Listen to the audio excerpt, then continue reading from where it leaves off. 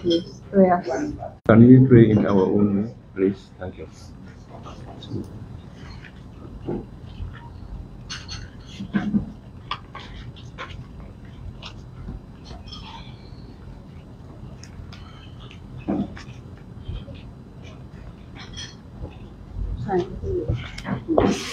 Yeah. I think never.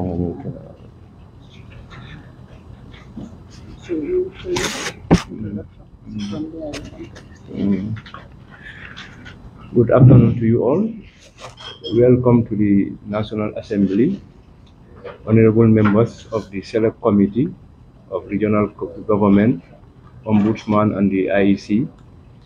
Good afternoon to mayors, deputy mayors, chairpersons, directors, CEOs, and all the staffs that are present from the various regional councils. Welcome to you all.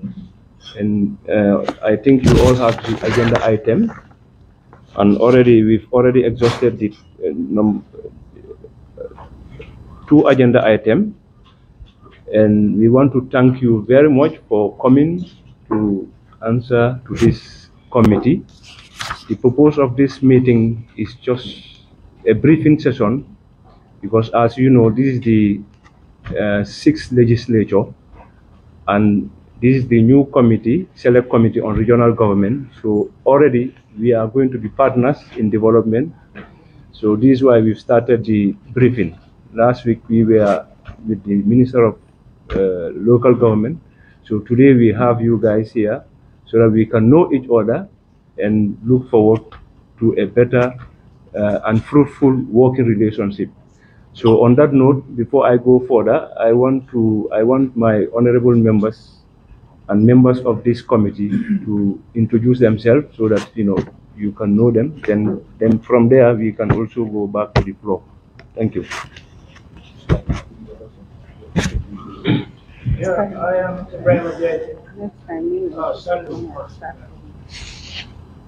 good afternoon to you all. I am Musa Baji, Talinning constituency.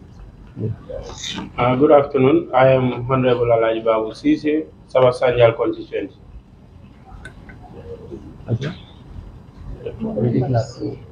Good afternoon. I am Honorable Esa Ponte, Jimara district.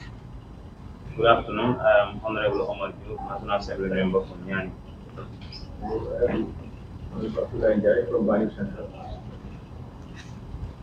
Good afternoon. I am Papi Juba, committee clerk of this committee. Good afternoon.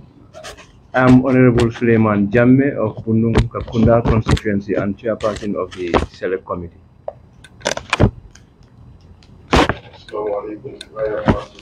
CEO. Good afternoon. I am Ombudsman CEO.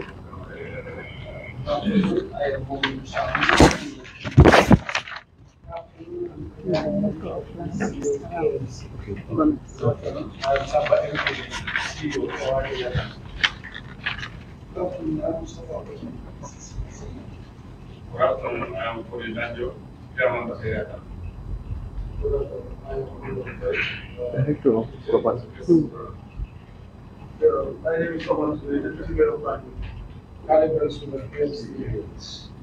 am Gandhi Bisane, Chairman of the Council, also President of the Association. I am Malamin Kaya, Ojan Kerawan, Chairman of Kerawan Council. I am also of the Chairman of the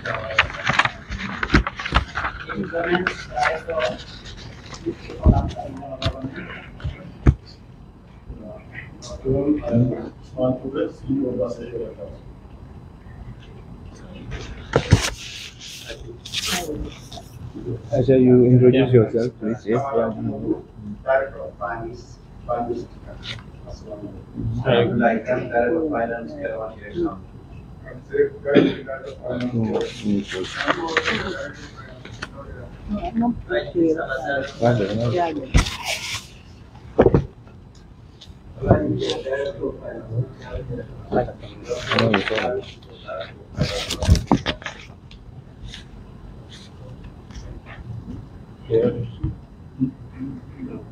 No. And those people at the back, They are the please. protocols. They are the protocol. Finance. Okay. Yes, Director of Finance. Hello. Motion. Yeah. Okay. Thank you very much for that.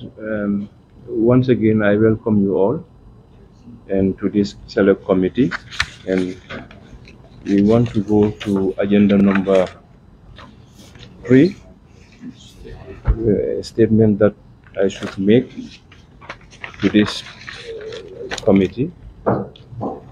And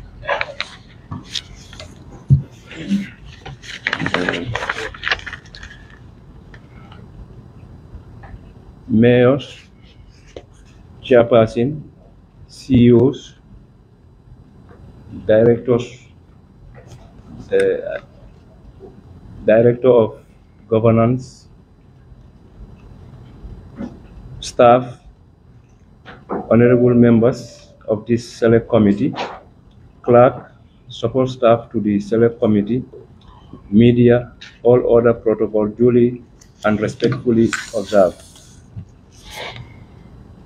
Good afternoon to you all. It is my honor and privilege as chairperson of the Select Committee on Regional Government Lands, Ombudsman IEC of the 6th Legislature to welcome you all to this median briefing session with the committee.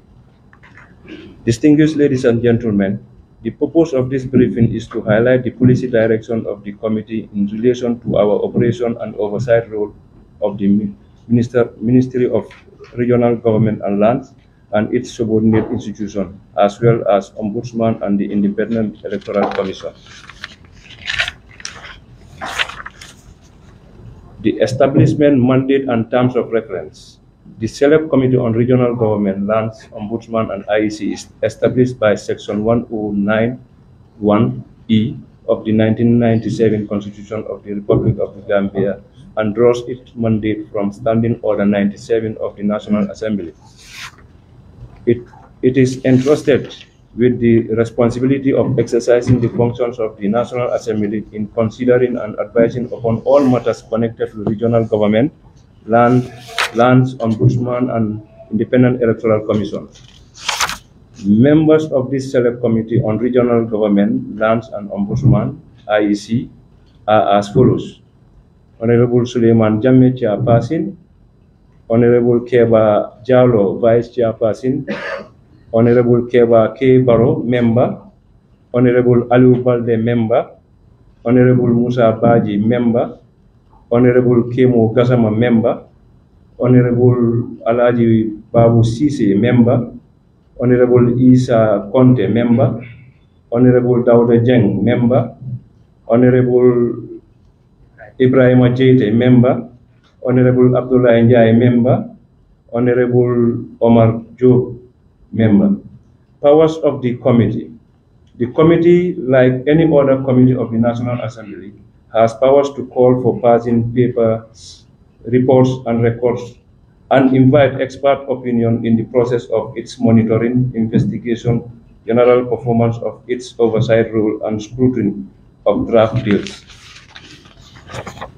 Section 1093 indicates that for the purpose of effective performing its due functions, each of the committees shall have all the powers, rights, and privileges as are vested in the High Court at a trial in respect of enforcing the attendance of witness and examining them on oath, affirmation, and otherwise, comparing the production of documents, and issue of a commission or request to examine witness abroad. Section 110 of the Constitution states, any act or commission which obstruct or impeded the National Assembly in the performance of its function, or which obstruct or impeded any member or officer of the National Assembly in the discharge of his or her duties, or affront the dignity of the National Assembly, shall be a contempt of the National Assembly. And in addition to any liability in respect thereof, under the criminal law, the offender shall be liable to reprimand and admission by the National Assembly. and if the offender is a member of the National Assembly, suspension or expulsion from the National Assembly. Moving forward, the procedure of the committee shall be as follows. Engagement with the committee takes precedence over all other engagement. Thus, once an officer or institution is summoned to appear before the committee and gives excuses for not appearing without any prior authority from the chairperson, he or she, they will be in contempt of the committee and will, in consequence, be subjected to sanction, the nature of which will be determined by the committee. 2. Before representing any report or testimony, all officials shall take prescribed oath to be administered by clerk to the committee. 3. Institutions officers shall submit both hard and soft copies of their annual report, activity report, and audited financial statement to the office of the clerk 2 weeks before the date set for scrutiny. Failure to do so will be considered to be contempt of the committee and shall call for a reprimand whose nature will be defined by the committee, as you will hear further below.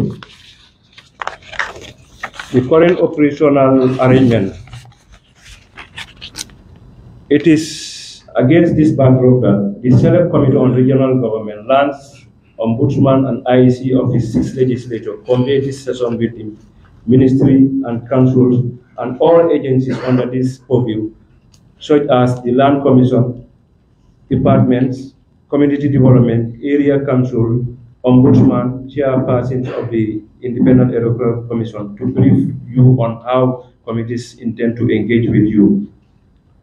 This briefing exercise aims to bring to you your notice that work plan of the committee and to acquaint you with the constitutional and statutory provision whose understanding presupposes the implementation of the work plan.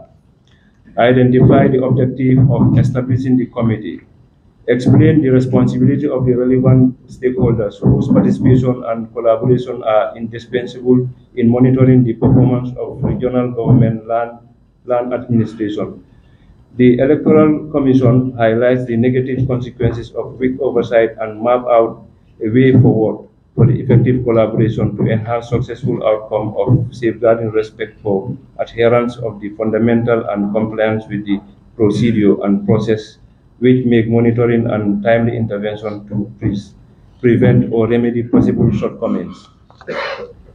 It is also important to note that all annual reports previously scrutinized by the committee shall henceforth be scrutinized by the Finance and Public Finance Committee of the National Assembly. Meaning what we are saying, previously finance reports normally come to this committee, but now it is shifted to the FPAC committee. But notwithstanding, we will also have your report and we can scrutinize them as far as this Select Committee is concerned.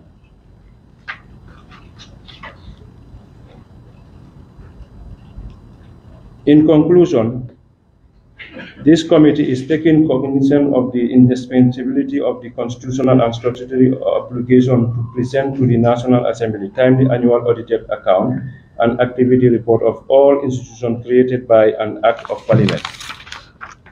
By doing so, a fair and true assessment of the strength and weakness of this institution could be determined on an annual basis in order to make recommendations requisite for the development as viable institution capable of making meaningful contribution to the socio-economic development of the country.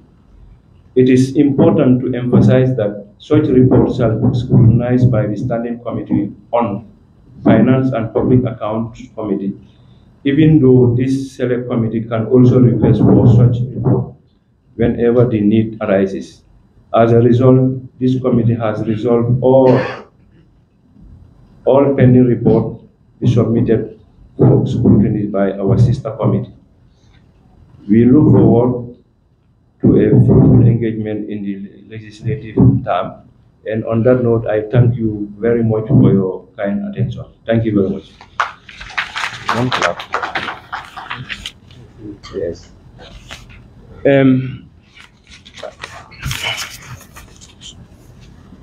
So that is the statement that we made, and as I told you earlier, the purpose of the meeting is just to have a briefing session, and we expect I understand all the councils are represented here.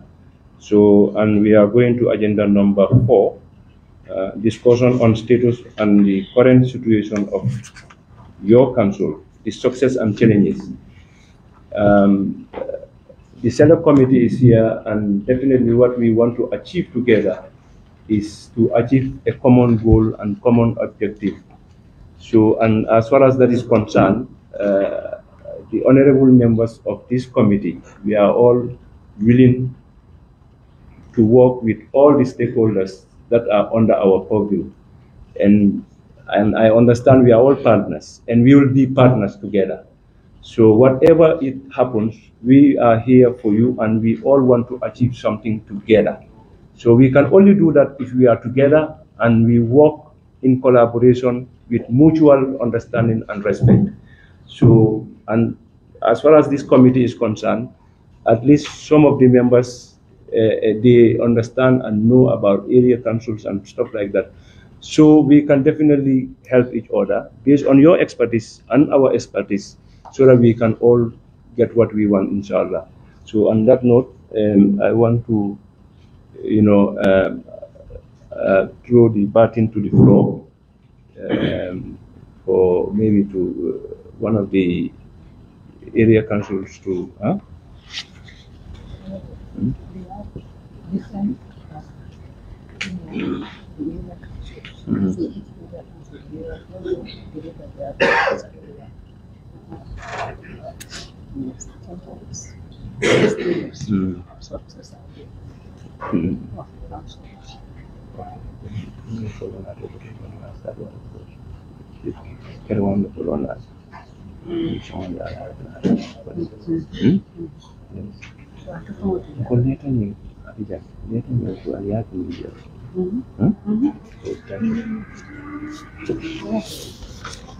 So, yes, Chairman. Yes, thank you, Honorable Chairman of this committee and the members for two short consultations. I think we are suggesting that the successes may differ and the challenges may as well differ, but in most cases they all are similar. And since we are all here, we are suggesting that we choose one person to itemize some of the successes in general and the challenges as well. So here and there, others can complement. But if we want to go from one council to the other, it may take a long time, and the whole story may look very much the same. So that is our suggestion.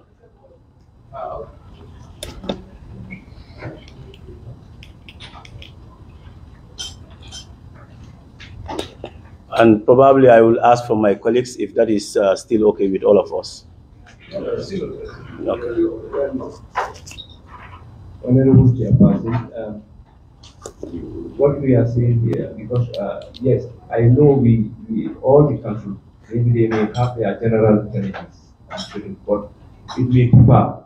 It's not about giving us a brief, it's just a brief statement on some of the activities that you are doing, and on the side of development, and some of the challenges, just few, because KMC is different from Mansakongo area council.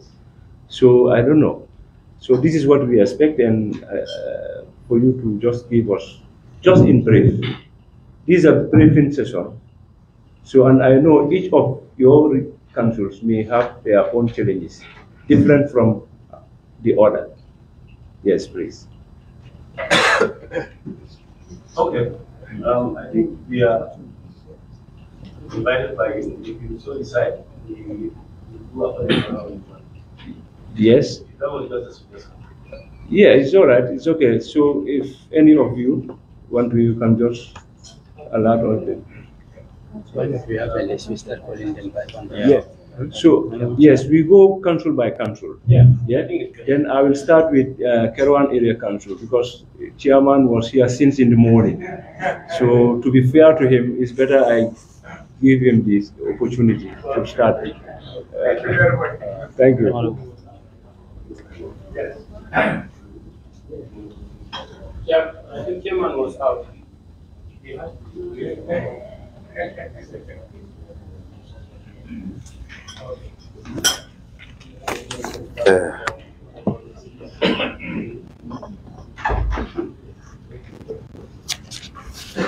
And actually, the committee is also planning to come to yours area councils. So there, we will have the opportunity. You will have the opportunity to discuss more and to show us some of the success stories and challenges. That's how I mean. But this one is just an interface where we can just discuss as a family for us to understand and know as new colleagues. Good afternoon, members of the Select Committee on Local Government, chairpersons here present, CEOs, directors of finance, director of governance, and all other protocols respectfully and duly observed. I here represent on behalf of Kerouan Area Council. As the director of finance, my name is Abdullah Khan. What we have on paper, the executive summary first. Kerouan Area Council has true experience resolved that local solutions to local problems can only be effectively solved through stakeholder participation with the communities taking lead role. Projects planned for implementation are geared towards enhancing the development of communities through participatory approaches. This report reflects the Council's achievements and constraints as well as problems of the communities encountered in the development process. These problems are Council's major constraints that affect the implementations of projects and programs, and they include inadequate funds for actual project implementation, the need to strengthen the Council's manpower capacity, especially at the middle senior management levels through appropriate trainings, inadequate staff strength in terms of quality, lack of vehicles, post-considerable mobility problems, particularly in the day-to-day coordination and supervisory functions of departments of councils. Some of the achievements observed under the period review are capacity and institutional development of decentralized structure through bottom-top approach facilitate process aimed at empowering the people, provision of infrastructural facilities, water points, labor-saving devices, and other income-generating activities for the communities through collaborative efforts with partner institutions like government and non-governmental organizations, provisions of significant support to youth groups in the region, provision of professional training opportunities to council staff, etc. Support to environmental activities, example, waste collection, disposals, and provisions of sanitary facilities. Collaboration with government and bilateral donors. A strategic goal of the Council is to encourage and promote good governance, especially at the grassroots level. This is why it continuously invests in the capacity development of both the Council staff as well as the communities to encourage them to do more for themselves in the planning and implementation functions of projects and programs. Introductions. Councils are established as decentralized public authorities. Deliberative bodies made up of councillors elected on the basis of universal suffrage and headed by a chairman and or a mayor respectively where applicable. These councillors serve 4-year term in office and could be eligible for re-election to office for more than 2 terms. The mayor or chairperson is assisted by a chief executive officer, CEO, who is also assisted by line directors and other staff in the day-to-day management of the council. Council's unique position as a government office is to ensure projects are effectively and efficiently implemented at the grassroots level. Through councils, communities, wards, and villages are given greater role in decisions that affect their lives at the local level. Decentralization for far has become one of the most important tools of development in the Gambia. In this way, small and semi-autonomous local government authority offices have replaced the distant bureaucracy of the central government as primary coordinator of development projects. Caravan Area Council mission statement and strategic objective.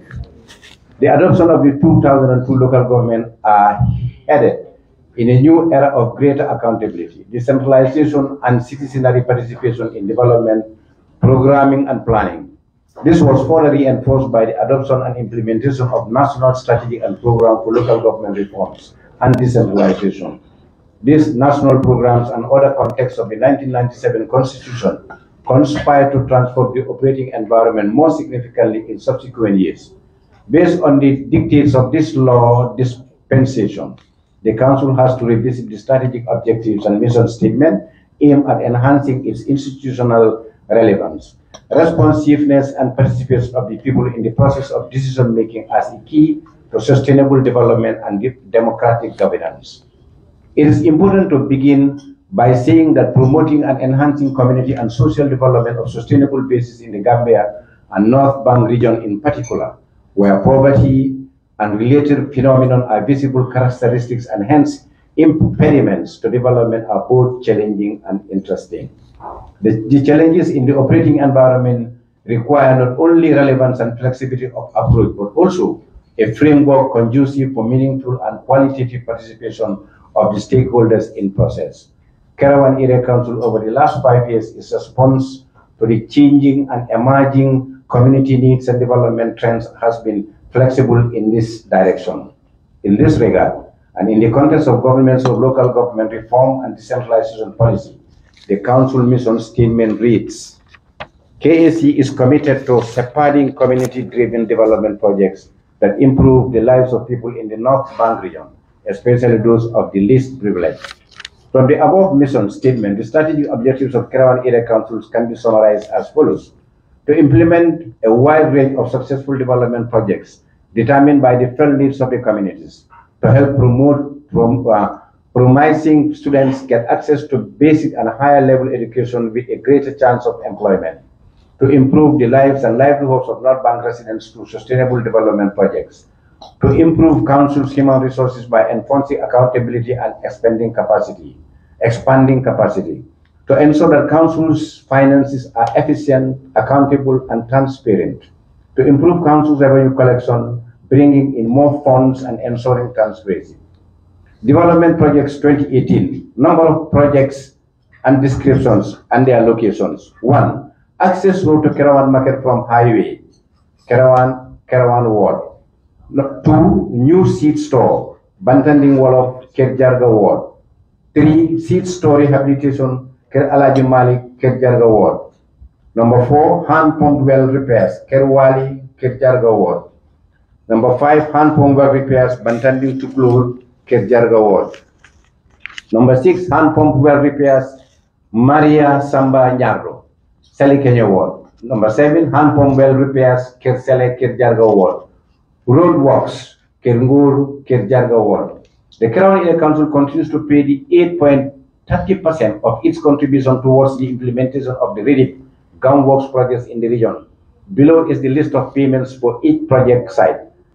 Number 1, project description, construction of office and guest house, location Farafenye. Total cost is $9,529,318.50. KAC 8.30% contribution is $762,345.48. Number 2, construction of office, location Nungukebe. Total cost is $3,203,908.50. KAC contribution $256,312.68. Number 3, construction of car park waiting set. Farafenye Kaur car park is the location. Total cost is $2,911,568. Councils contribute $232,925.44. The Caravan Area Council paid an amount of $1,251,583.60 as counterpart contribution for the above projects that are under construction. Water reticulation system under the Groundworks REDIP project. Borehole communities Dobo, Maida Birampenda, and Kulikunda, Samba Musu and Taiba Jebel, Galoya and Mandikunda, Manta and Yuna, 6 and Walalang. Caravan Area Council and Groundworks has already awarded contracts for the provisions of water reticulation system for 10 communities at an amount of $16,000,000 $688,400, and council has paid an amount of 8.3% of the total contract sum, which is $1,333,472.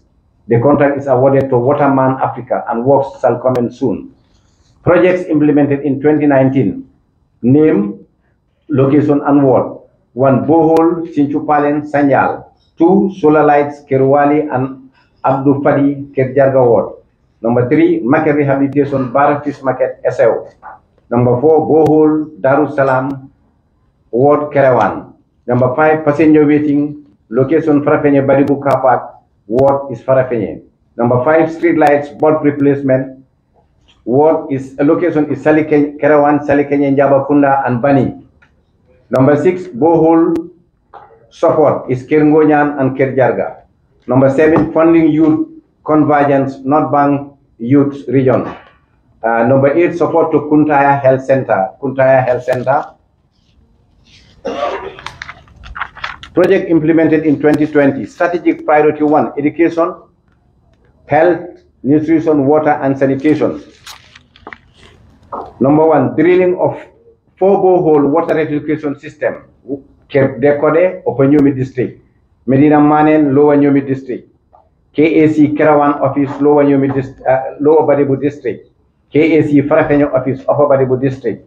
Repair and rehabilitation of 10 hand pumps in the villages of... Sorry, can I just comment? I'm sorry. Thank you very much for that presentation. Actually, what we were saying is just a summary of your activities. So, and you don't even need to know the keyboard or whatever. That's why you have a special engagement for that. Okay. So it's just to highlight some of the activities and whatever points. Okay. So that one is a full report. So which I don't think if you want to go by that. Yes. Okay. So far, so good. So definitely we had it and you really did very well. Yes. Okay. So I think so far what we have is commendable and encourage you to do more. Thank you. Thank you very much. Thank you. On that note, this is what we have for Kerawani Area Council as directed. I thank you.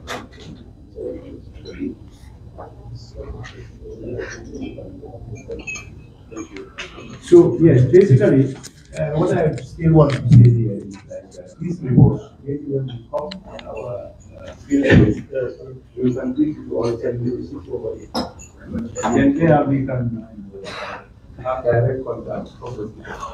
So now, and we are planning to do that on the 4th, if everything goes well as planned.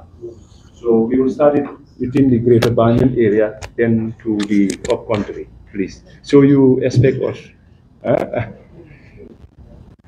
hope you are enjoying our hospitality by having your coffee. Good, thank you. The gentleman. Okay, so on a serious note, yes, so now we go to Basse Area Council, just to give us a brief in points, please. Thank you. Thank you very much. Honorable Chairman of the Select Committee.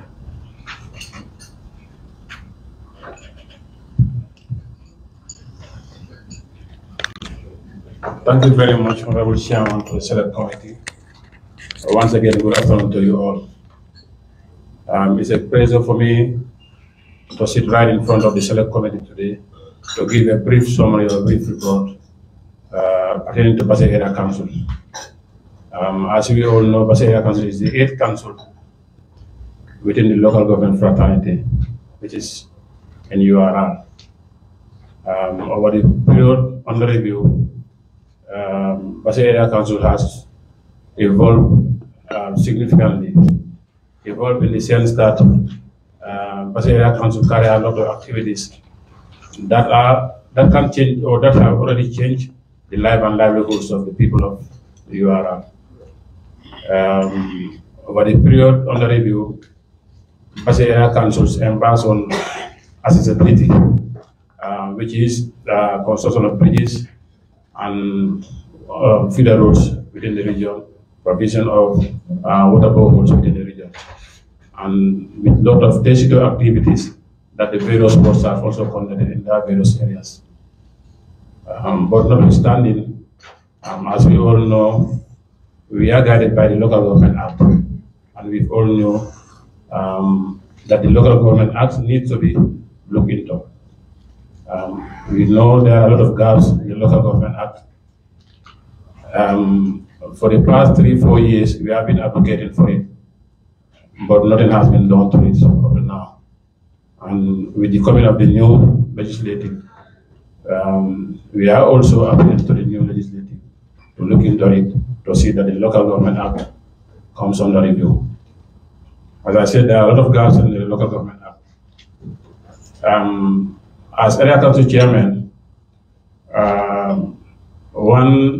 if you check on the salary scales of the local government or the area council chairman, is quite or very, very small compared to other areas. So we would like the local government select committee to look into that. And the issues of the, we all know, if we want to make something, I know we have to get taxes from our areas, but those tariffs of those taxes are too small to bring rapid development or development towards our areas. Because those tariffs were made some 30 years ago when a bag of cement was less than $100. And it's the same tariff that we are still using, whilst a bag of cement at this point in time is about $300+. And the people want development and they want rapid development. We would like the select committee to look into that also. We would also want the select committee to look into the affairs of the councillors, because all councillors are on allowances. There is no councillor that's on salaries. At the end of the day, when they complete their term, they will not come back for the second term. It seems they are just redundant. They have no other hope. So we believe the select committee can do something about that. On the side of the chairman, all the provincial rural council chairmen, none of them are opportune to get a diplomatic passport. We are all using service passport, which all our CEOs. We would like the select committee to look into that also.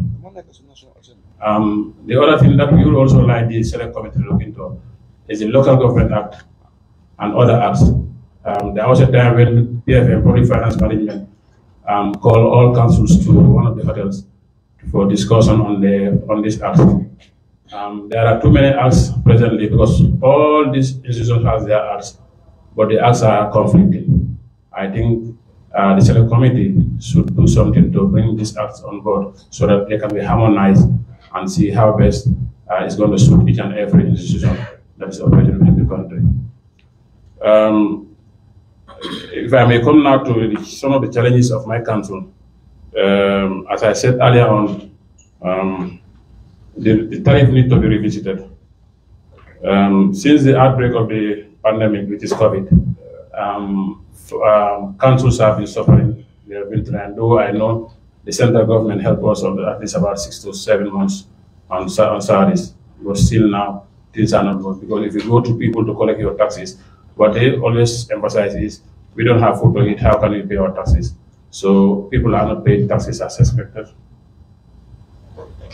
Inadequate government support. Government is not supporting councils at all. Because according to the Local Government Act, government should be given 25% of our development budget, but that is not forthcoming. Government should also give 3 grants to councils. I think of recent, they've been given, they first gave 500,000. Sometime last year, I think they gave $2 million. But that one was, we can call it a specialized, a special grant. Conditional grant. That was the only one since we came into office. So we would like the select committee to discuss that with the ministry. The other thing that we would like the select committee also to discuss with the ministry is development projects to be channeled through councils. Because we know that according to the Local Government Act, all developments should be channeled through the councils. But there are interventions that are done in our various regions. Council never knew about it. And the reason why we say that is because of sustainability. Because if any department brings a project in the region, the project will phase out. If the project phases out, there are no funds to maintain the place. The sustainability aspect of it will come. So taxpayers' money will be used it will go into vain. So this is why we are emphasizing that all developments to come to the council so that we are aware of it. We are not asking them to give us their quotas, but let us be aware that they are intervening in such areas. Mr. Chairman, waste collection continues to be a problem, not only in KMC, but across the country. I'm 100% sure if you go around during this visit, you will realize that there are a lot of illegal dumpings going on across the country. But the problem is, council do not have the capacity to control all these things. Because one, we do not have the equipment. Two, the manpower is also certain. Because if you don't have enough equipment, like you don't have transport to collect all this garbage trucks to collect this rubbish, it's a challenge for you. So we would like the select committee to be aware of that. And the other thing is the evaluation. Maybe the select committee can also discuss that with the ministry. Because if maybe the veterans are here, we know they knew when last the government evaluate properties in the country. I think it will be important for us to review and know the value of some of the properties across the country. I've said the low salaries of councillors and equally the chairman, and mobility continue to be a problem for councils. Mobility continue to be a problem for councils, especially the rural councils. I take an example of my own council. There's only one vehicle that we have on the ground. That's the vehicle that the CEO uses, that's the vehicle that the chairman uses. When we all have activities here together, we can come together. But when activities are not together, one of us has to use the vehicle, the other one has to pay fares, either on the bus or on the commercial vehicles. So we will want the select committee to also discuss that with the ministry, because we submitted our request to the ministry some time ago. And there was a position paper that the local government authorities, that Galga also submitted to the then legislative. I think they forwarded it to the new legislative, if my mind can serve me correctly. We would like the new select committee to look into the position paper to see how best to address some of those issues.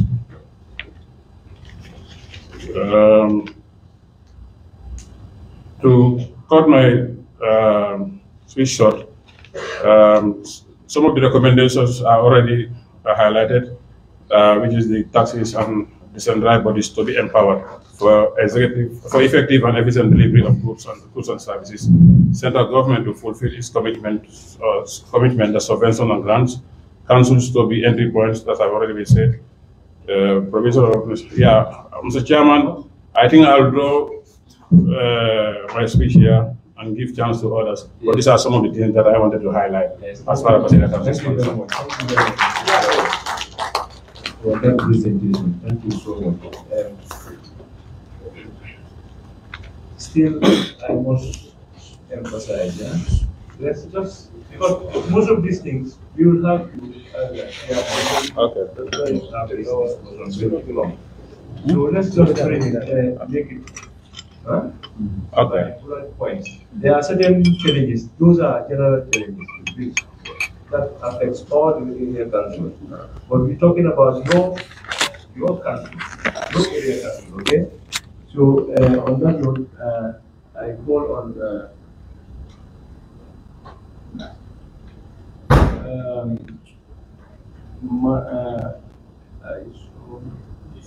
I am calling them based on how they generate.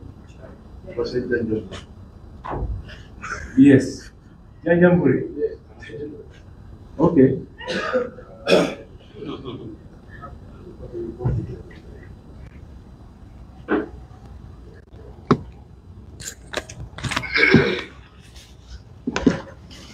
Yes. Okay. Okay. Janjamburi Area Council. Yes, Janjamburi Area Councils. I'm already here. Good afternoon to each and every one of you. Here, I think Janjamburi Area Council don't have much to say because the president of Galga, the second vice president of Galga, has already said a lot of challenges that are faced by councils. And some of these challenges was through a position paper where councils give out their contribution and what they think is affecting their councils. But nonetheless, I would also like to add on to some of the achievement that the Janjanbureh Area Council was able to achieve within the periods of these 5 years. First of all, the mandate of councils are to deliver service to their people, taxpayers. So, and in doing so, there is a way of how to go about it. Then through community consultation, we were able to draft a strategy plan where we think that the people within CRR identify that water was their #1 priority. So many of our development was geared towards to make sure that we provide water for these people. So Janjanbureh Area Council was able to give borehole to certain villages. I will just name few of these, some of these villages here. We dug a borehole at Sinchugundo, Sinjamolel, Dankungufulakunda, Mbayen, and there was also a help post which was constructed by Janjanbureh Area Council at Sare Sofi. And we also dug a borehole at Sambuya, Kerbiran, Mondekunda. This borehole at Mondekunda was in the form of partnership. We also construct a borehole at Jakanka Health Post, because this health post was operational, but they don't have water. So the council deemed it necessary to provide them this water. So councils also, we have several contributions toward cultural festivals, youth empowerment, especially in sport. So this is exactly what the council is trying to do. But executing our functions, as the other previous speakers has already said, is always a challenge. Because a challenge in a sense that councils, we would like to work out, but we are just given responsibilities without resources. So this is the biggest challenge that councils are facing. So what we are trying to recommend, or what I'm trying to advocate as an administrative head, is councils to start sharing revenue or sharing resources with the central government. Because I have been saying this because in other advanced world or other countries, when you go, the central government is now sharing resources to local councils.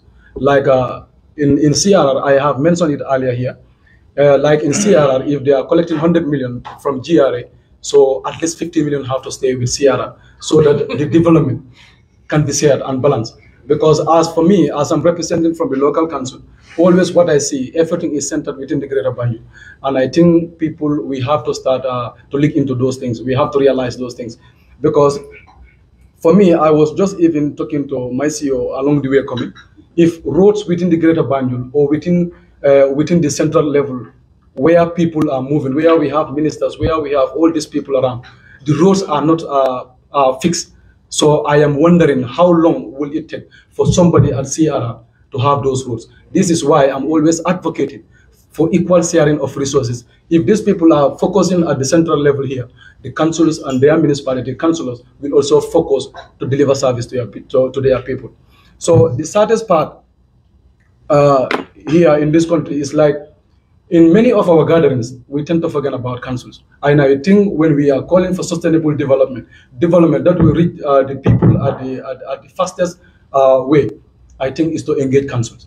In some of the constraints that we have also, it's like projects that are coming to our wards. Councillors are never involved in this, they are not aware. And majority of these projects are directed by the central government to the office of the governors. We all know that. So, but I don't think that's the right channel where development should pass through. Hence, we have it in our laws, like council is the implementing body or within their region. I think it will be wiser for sustainability purpose to direct all those projects direct to the council, because you will go to a certain village, the council will like to support in a form of a borehole to drill a borehole for them, and there is already a borehole dug by the central government or partners that come through the central government, but council will never be in the picture.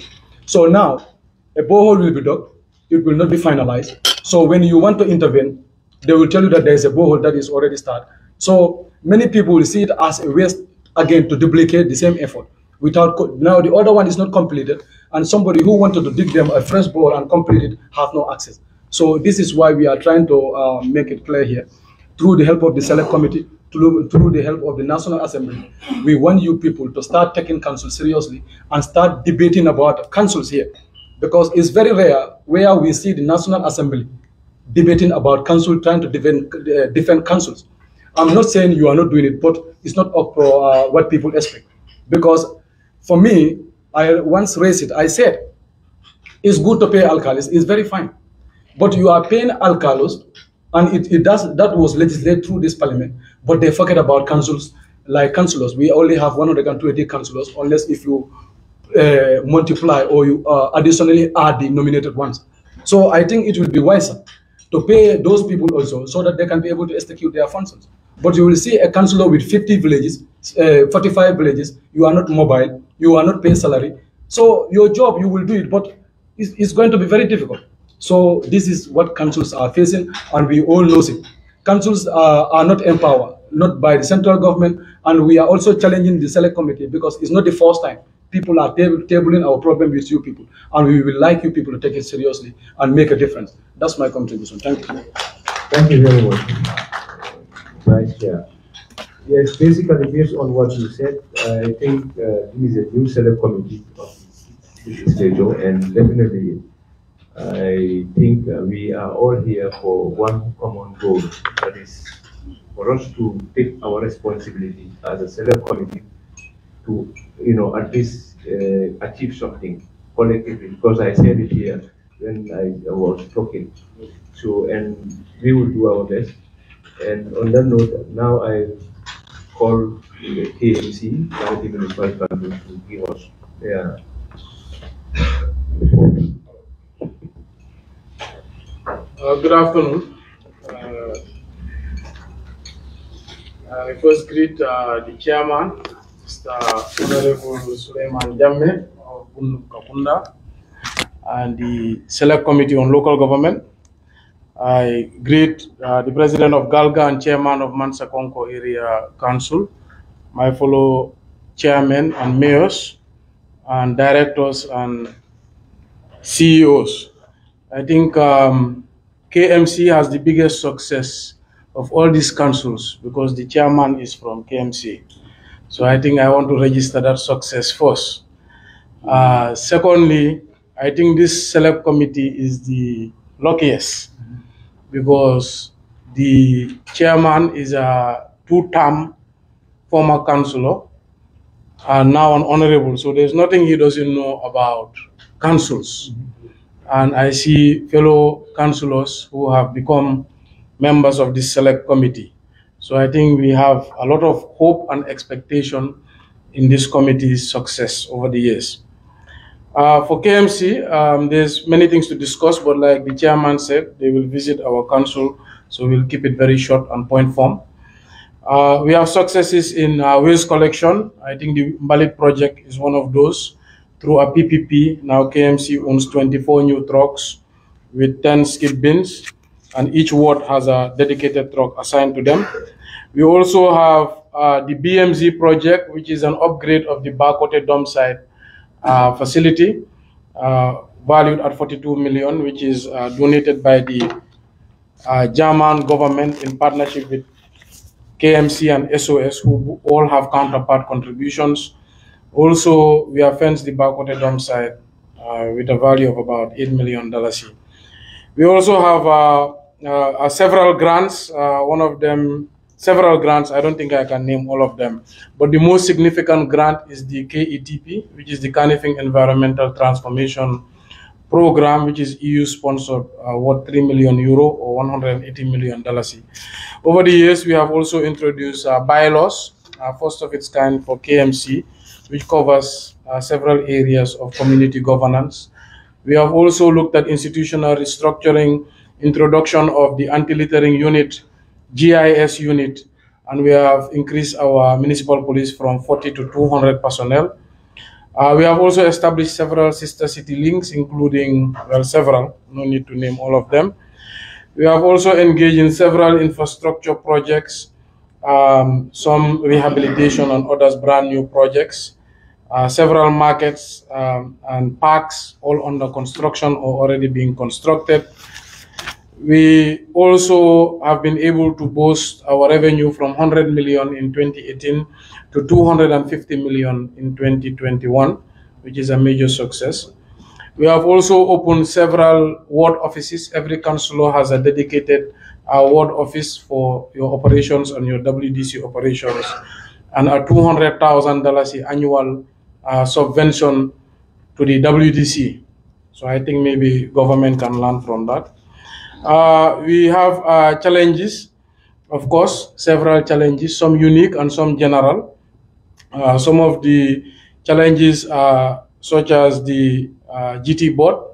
I think KMC and BAC are big victims of this, and Banjul, whereas the TDA is an area we cannot collect license, but it's part of our municipality and management. We also have an issue with the valuation role, which I mentioned to the Honorable Minister when he visited. The last valuation role was conducted in 2005, whereas the rates access, it should be conducted every 5 years. So meaning for 20 years plus, valuations have not been done of the country at large. Subventions already been mentioned. We are receiving $2 million annually, whereas KMC subvention should be about 35 to 40 million, according to the Local Government Act. The issue of a landfill, this is suffered by all councils, but especially the GBA, Banjul, Birkama, and KMC, where we don't have a proper place to dump or an engineered landfill that doesn't affect communities.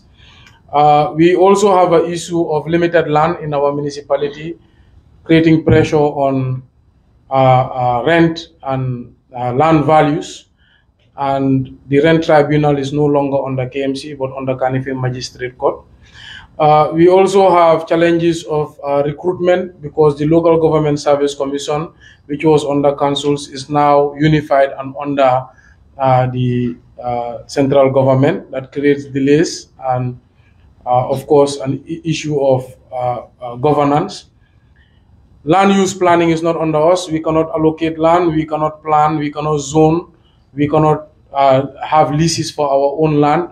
And without a lease, you cannot have a building permit. Without a building permit, you cannot bring development. Even the buildings we currently occupy, including our markets, parks, and even the office we sit in, does not have papers. This should be decentralized to enable councils to plan. Also, we have an issue of waste in terms of imported waste. We have derelict vehicles imported into this country and disposed of indiscriminately all over the municipality, including second-hand tires, etc. We believe there should be a legislative agenda as far as importation, what you can import. We also have an issue of traffic and policing.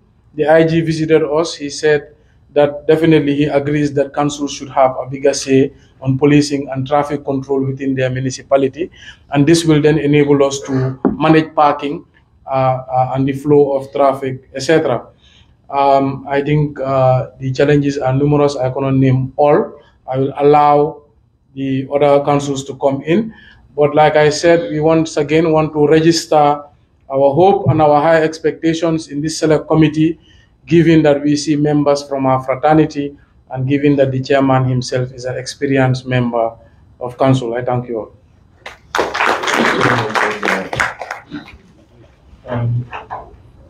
Become area council.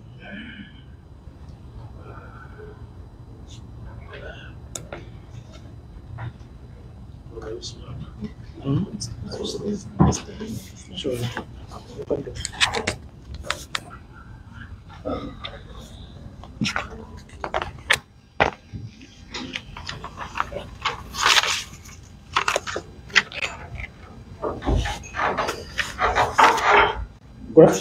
Good afternoon to all the members of the high table, the chairman of the select committee, the clerk, and all the honorable members there.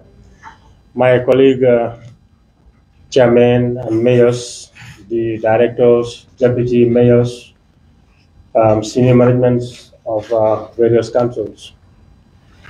Brikama and Iec Council have a lot of challenges, as we may all know. And then we have some successes also. We have developed a strategic plan, 2020-2024.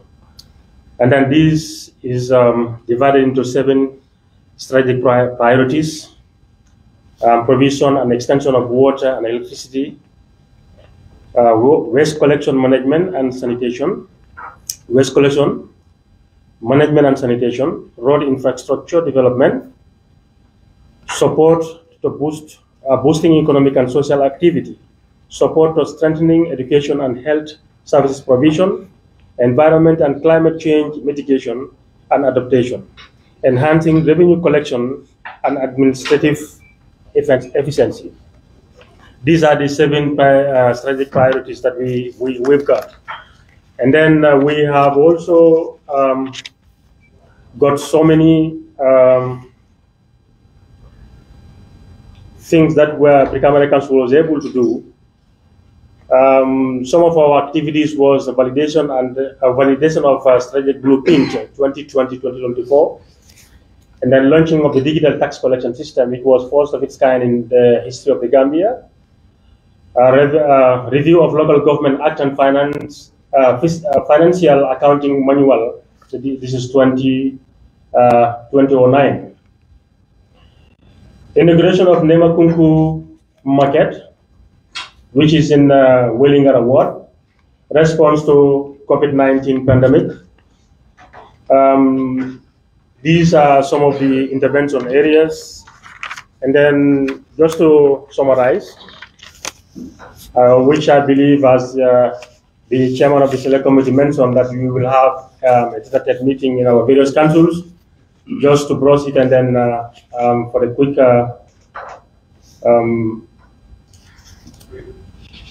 we've also involved in road rehabilitation of feeder roads. This is Wellingara Ward, Kembuje Ward, in Suba Ward, Brufut Ward, Kunkujang Ward, Panjuling Ward. And then also a lot of capacity building for our staffs and some of the council members. These are the some of the councillors. And then the assessment of VDCs and WDCs within the region. We've also procured many things for the office, that is the furniture, appliances, and supply and installations. Procurement of utility vehicles, procurement of motorbicycles. We've bought about 10 motorbicycles for the enhancement of our revenue collectors to reach to the field easily. We've also have during our activities, the second phase of the allocations was that we've also been doing some ward allocations, about $500,000 to some of our wards. First phase was made in 2019, and then the second phase was made in 2020. The first phase was Gunjur Ward, Suba Ward in Brikama,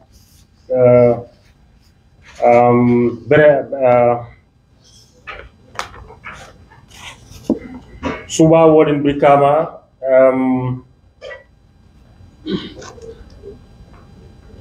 we also have some allocations to Sintet Ward, Nyambai, and many other wards, which is about 15 wards that we have given ward allocations to them. We've also participated in the pavement of the frontage of Brikama Boxbar Mini Stadium, and the frontage of the church junction, from the church to the Brikama police station, and then so many feeder roads which were constructed and completed. And right now we are even engaging in so many road constructions. This is a construction of Brikama Jambar Sane Gunjuru Highway Junction through Ja Oil. There's a police station and a filling station along the Gunjur Highway. Rehabilitation of a women garden, electricity expansion in Katong Ward, Pirang, Darussalam, Kabilo, 3 Kabilos in Gunjur, and then Kartong Ward, Sambuya, there's a maternity ward in Gunjur, Sambuya, Tujarang village, and then we also have a solid waste, solid and liquid waste collection communities in the urban areas in the West Coast region, that is around the Kettering, Bigelow, and certain major growth centers that we are collecting liquid and then solid waste from our environments there.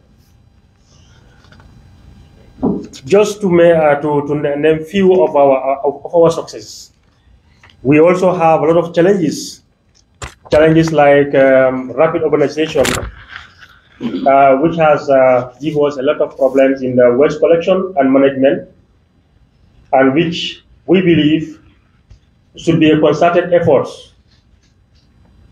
through government and private sectors, proper sewage and drainage for the growth centers, land banking for present and the future development for the public spaces. I think this land banking is a major problem, not only for Brikama, but most of the LGS within the Gambia. I think the government should look into this to help councils to be able to do land banking, which could be very much important for the future development of the regions. Limitation to conduct proper valuation and evaluation. This has also created a lot of problems for the country, especially the urban areas. We need to reevaluate all the evaluated areas, and then that is going to help the council to boost revenue basis. Inadequate physical decentralization, which is also a major problem for Brikama Council. Inconsistent legal instrument on mandate and revenues. Limited human resources capacity and skills. Low public compliance rate. The public is not compliant in terms of paying our revenues, especially when you look at the certain areas of West Coast region. There are so many senior civil servants within those areas who are not tax compliant. I can tell you from some of the CEO, from some of the permanent secretaries, directors, most of them are living within West Coast region, but they are not tax compliant. And I think when we want to start the good practices, it has to start from the top or the high earners. Because if you look at it, I could say there are certain properties who never even pay to Brikama Council, and when our collectors go there, they will be intimidated. This is true. And then I think the select committee need to help us, and the central government also need to help the councils, especially Brikama. And then also this organization is also disturbing Brikama Council, because if you look at it, people are migrating from Basse, Lower River region, especially Mansakonko, and all part of the Gambia, heading to West Coast region. This has impeded a lot and has contributed a lot of challenges in our waste collection. Because the more we have more population, the more challenges that we have in waste, both liquid and solid. I think just to summarize, there are a lot of things that we did, but we will try to stop here, and then let the select committee come. Then we can have tete-a-tete, then so that we can be able to mention a lot of successes that we have got. There are so many huge contributions from the council, especially building or constructing football fields, the fencing of football fields, contributing in youth activities, and then many contributions in the women's sector also. And then I believe Brikama Area Council is the largest and rapid urbanized council, which needs to be looked at. And I think some of the challenges were mentioned by the previous speakers, which is general. I think what they've mentioned here is also affecting Brikama Area Council. But these are some of the challenges that I just mentioned here. Due to the time constraint, the challenges and the successes cannot all be emphasized here. But we have all them recorded. Not to waste more of the time. I think we stop here till we see you in our councils. I thank you so much.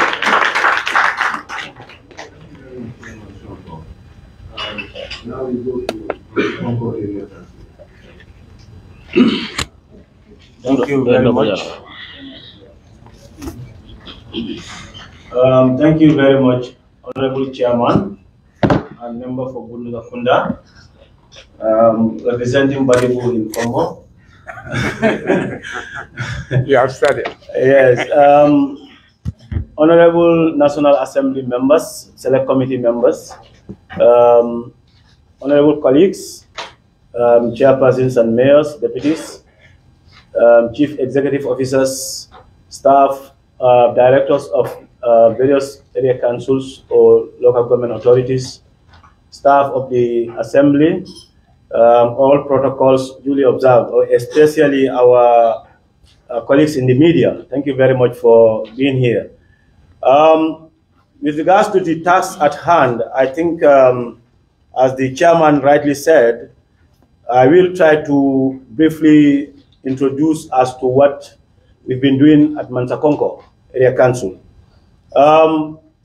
Key among them, it started with the strategic plan. We've developed a medium-term strategic plan, and the priorities and the specific activities that we conducted during the period are mainly focused on our priority areas or sectors, mainly on youth, women, and children issues.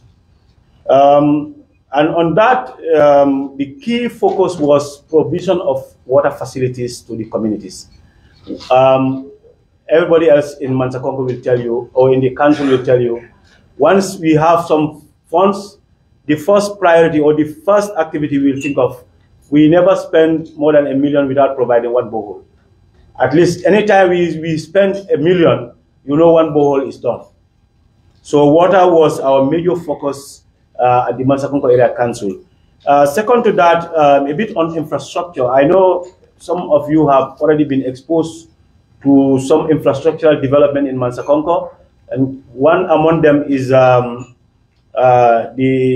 state-of-art, I call it our state-of-art conference center, which is one of its kind in the country, where there is conferencing facility, accommodation, and in some instances, you will also benefit from feeding for the Badibunkas. We also in the same had two facilities that we call youth centers, or some will call them multi-purpose community facilities in Quinala and also in Japine. So apart from that, we've done also a specific activity that is very unusual, that is expansion of electricity to communities that are within the suburbs of Soma. We bearing in mind that electricity also contributes in economic development activities. So there is some part of Soma that was not benefiting from electricity, and Soma being a growth center, we partnered with NAWEC to expand electricity to those areas. And also we have been supporting women development issues, youth, particularly on the side of education. We established educational trust fund or scheme to support underprivileged young people within LRR. And I think that also is not very usual. So that we did as well. On the side of COVID, this also has been a monumental success for Lower River region, in particular Mansakonko Area Council. We mobilized over $2 to $3 million in-house to support our people. And these funds were mobilized either within the Gambia or outside the Gambia through an initiative of the Mansakonko Area Council called Mansakonko Area Council COVID Support Program. And that was very successful. We've supported needy people all across the local government area through the provision of rice, oil, and some few other facilities, and even clothing, particularly to these Daras, Islamic education facilities, where, you know, the children are sort of more crowded and all this. In the process also, we have been following up on youth and children affairs. Particularly, we were partnering with UNICEF, because Soma is a very strategic transit point. So we partnered to pilot a project with UNICEF to support children, particularly trafficked children. And we were working with social welfare, police and immigration child welfare units. So council served as a coordination and a monitoring institution to see how those children that are being trafficked or issues relating to children are handled within the area.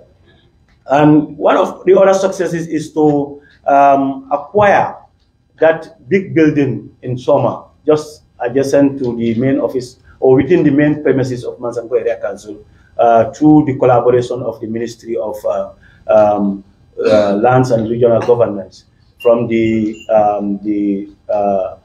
Jana Commission, of course, through the Jana Commission. We have now reclaimed and reacquired that land to become a property of Mansakungo Area Council. We also had been involved in land banking. We've bought some land properties in strategic locations, particularly within Soma, because knowing that Soma is growing very well by the day, the council cannot afford to sit down when the land tenure system is customary. You know, we do not own land, and we expect to conduct some development programs. So we were involved in purchasing properties and banking them for future projects.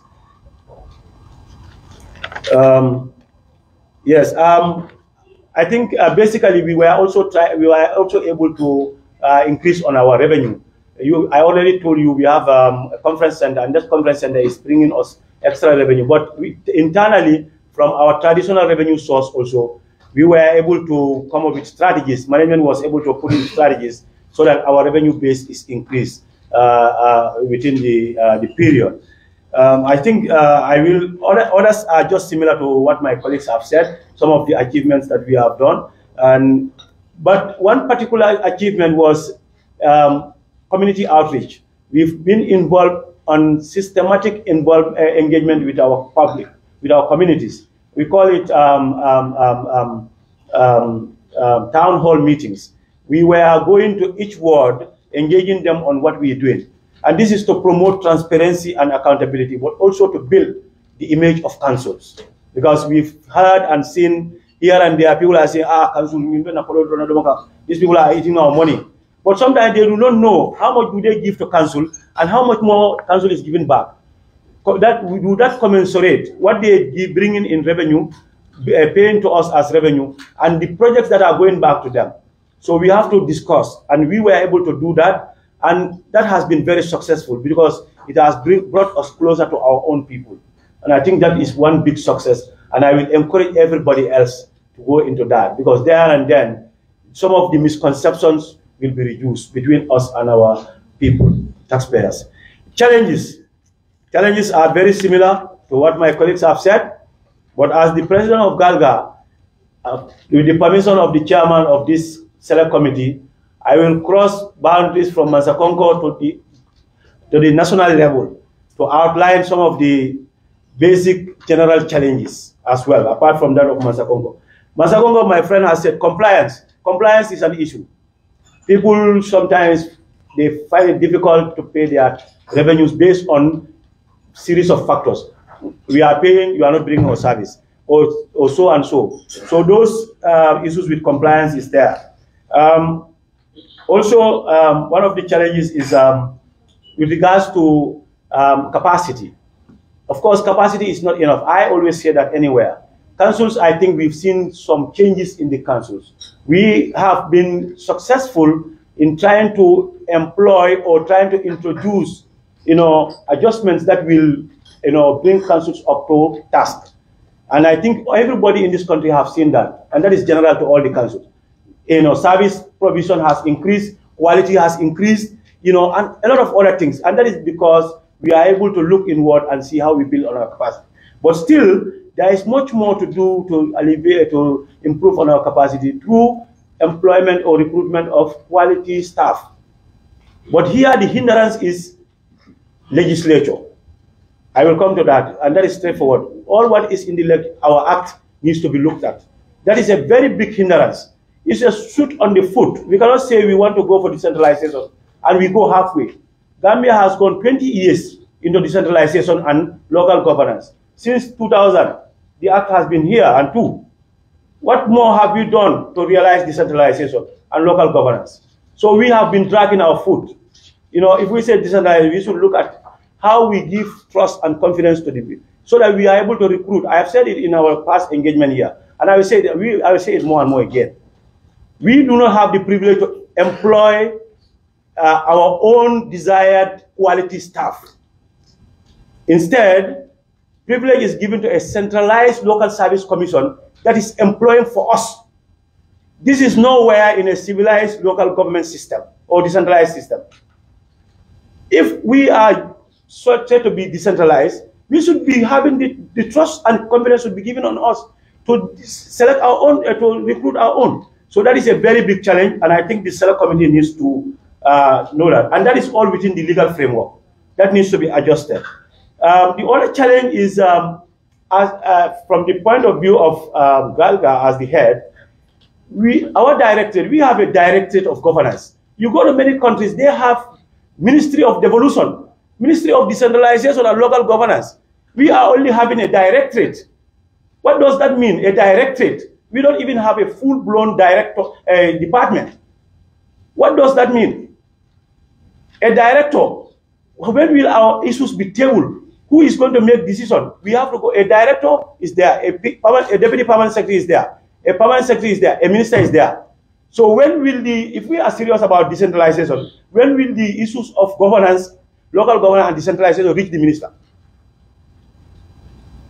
So that is a very, very big challenge that needs to be looked at. If we are serious about decentralization and local governance, we need to have our own ministry. Our own ministry that will look into local government issues. Local government is like central government because local government all put together is the country. So local government and central government by size is the same. It's the same by size of the country. So that is a very big challenge, and I think the select committee needs to look. And the other challenge is our relationship with the select committee. I think the select committee is a select committee for the local government. And if that is the case, we need to be in very close contact. We have seen 5 years gone. Our act has been tabled, our act has been queried. That is the most butchered act in this country. And it needs to change. There is no compromise about it. It needs to change. But it took us 5 years before we can change that act. How many more years do we want to wait and change an act? Of course, I must acknowledge, part of the act, some adjustments, some changes were done, which is very big loss to ourselves and the ministry. But that is not enough. Yes, some changes have been done, some amendments have been done, but that is not enough. We want to move, and we want to move fast. You know, I am saying this because we have a cohort of very young local government authority members, very young, and they are all full of ambition. They are all full of innovation. They are all full of energy and want to move this country. And if in such, we must be ready to support them. We must be ready to support, and that they can only be supported if the legislature, you know, stand by them and put in laws that will back their processes. But otherwise, if the laws are not supportive, even if you want to do something else, you cannot do, because you will do it outside the law, and you know, if you do that, you will be reprimanded. So I think I will have to stop here. Thank you. Now we have Banyan City Council, please. Thank you, Chairman, the Select Committee Chairman, and all your members and our colleagues here. I think I cannot say much because definitely what Chairman Sana just elaborated on local government, I mean, I think I cannot say much, but definitely I'm congratulating you, your committee,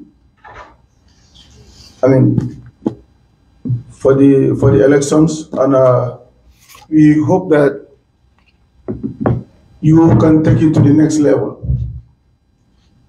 All the speakers already elaborate on success and challenges. But our success, even the blind can see, because local authorities and local governments are different now. Without the support of the government, we are going for our own. And you can attest to that, the chairman and the team.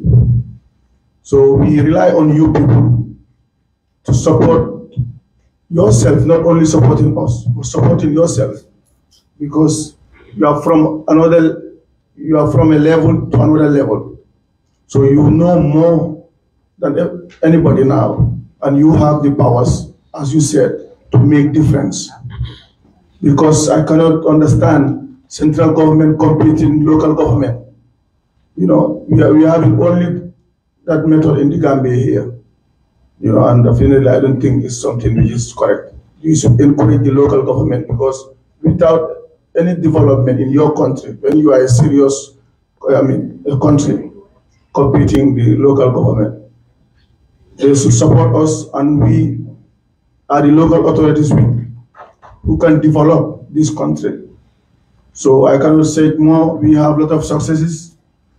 I mean, as I said, the capital city, I mean, everybody wants to live now, you know, but still now our challenge is the central government is competing us, and I don't think it's fair. Thank you. Thank you very much, Deputy Mayor. Now, if you could have Kuntawur Area Council, please.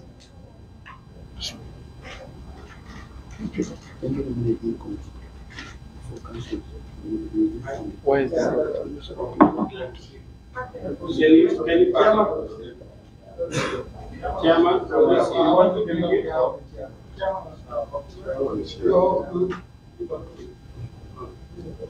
Give him the mic.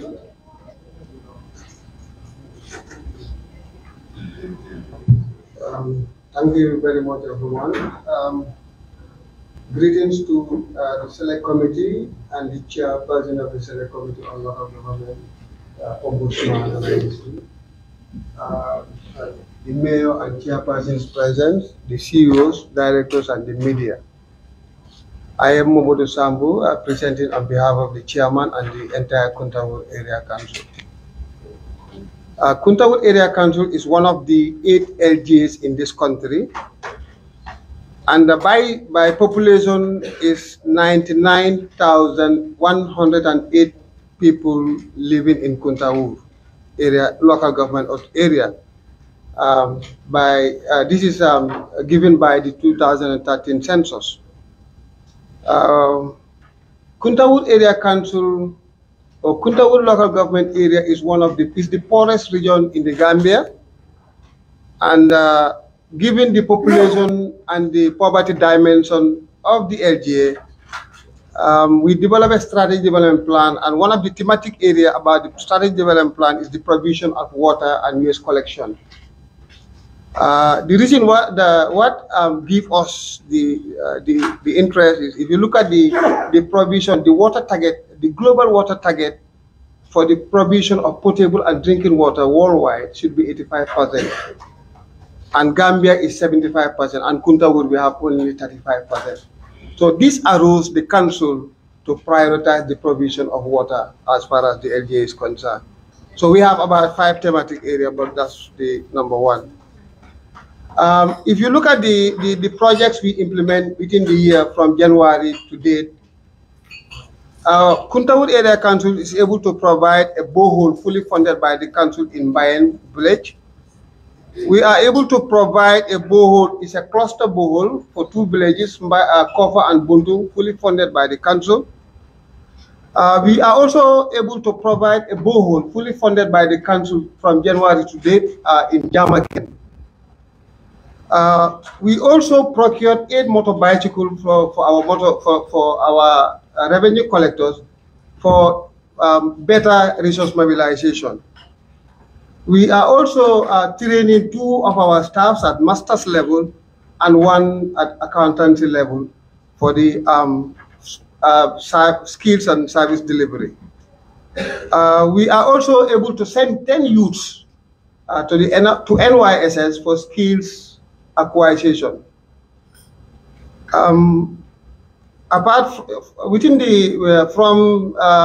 apart from the projects that have been implemented 100% by the council, we also collaborate with other development partners. We collaborate with NEA. They have a project called JEP6, and JEP6 is intervening in Sierra North for land and sea scaping.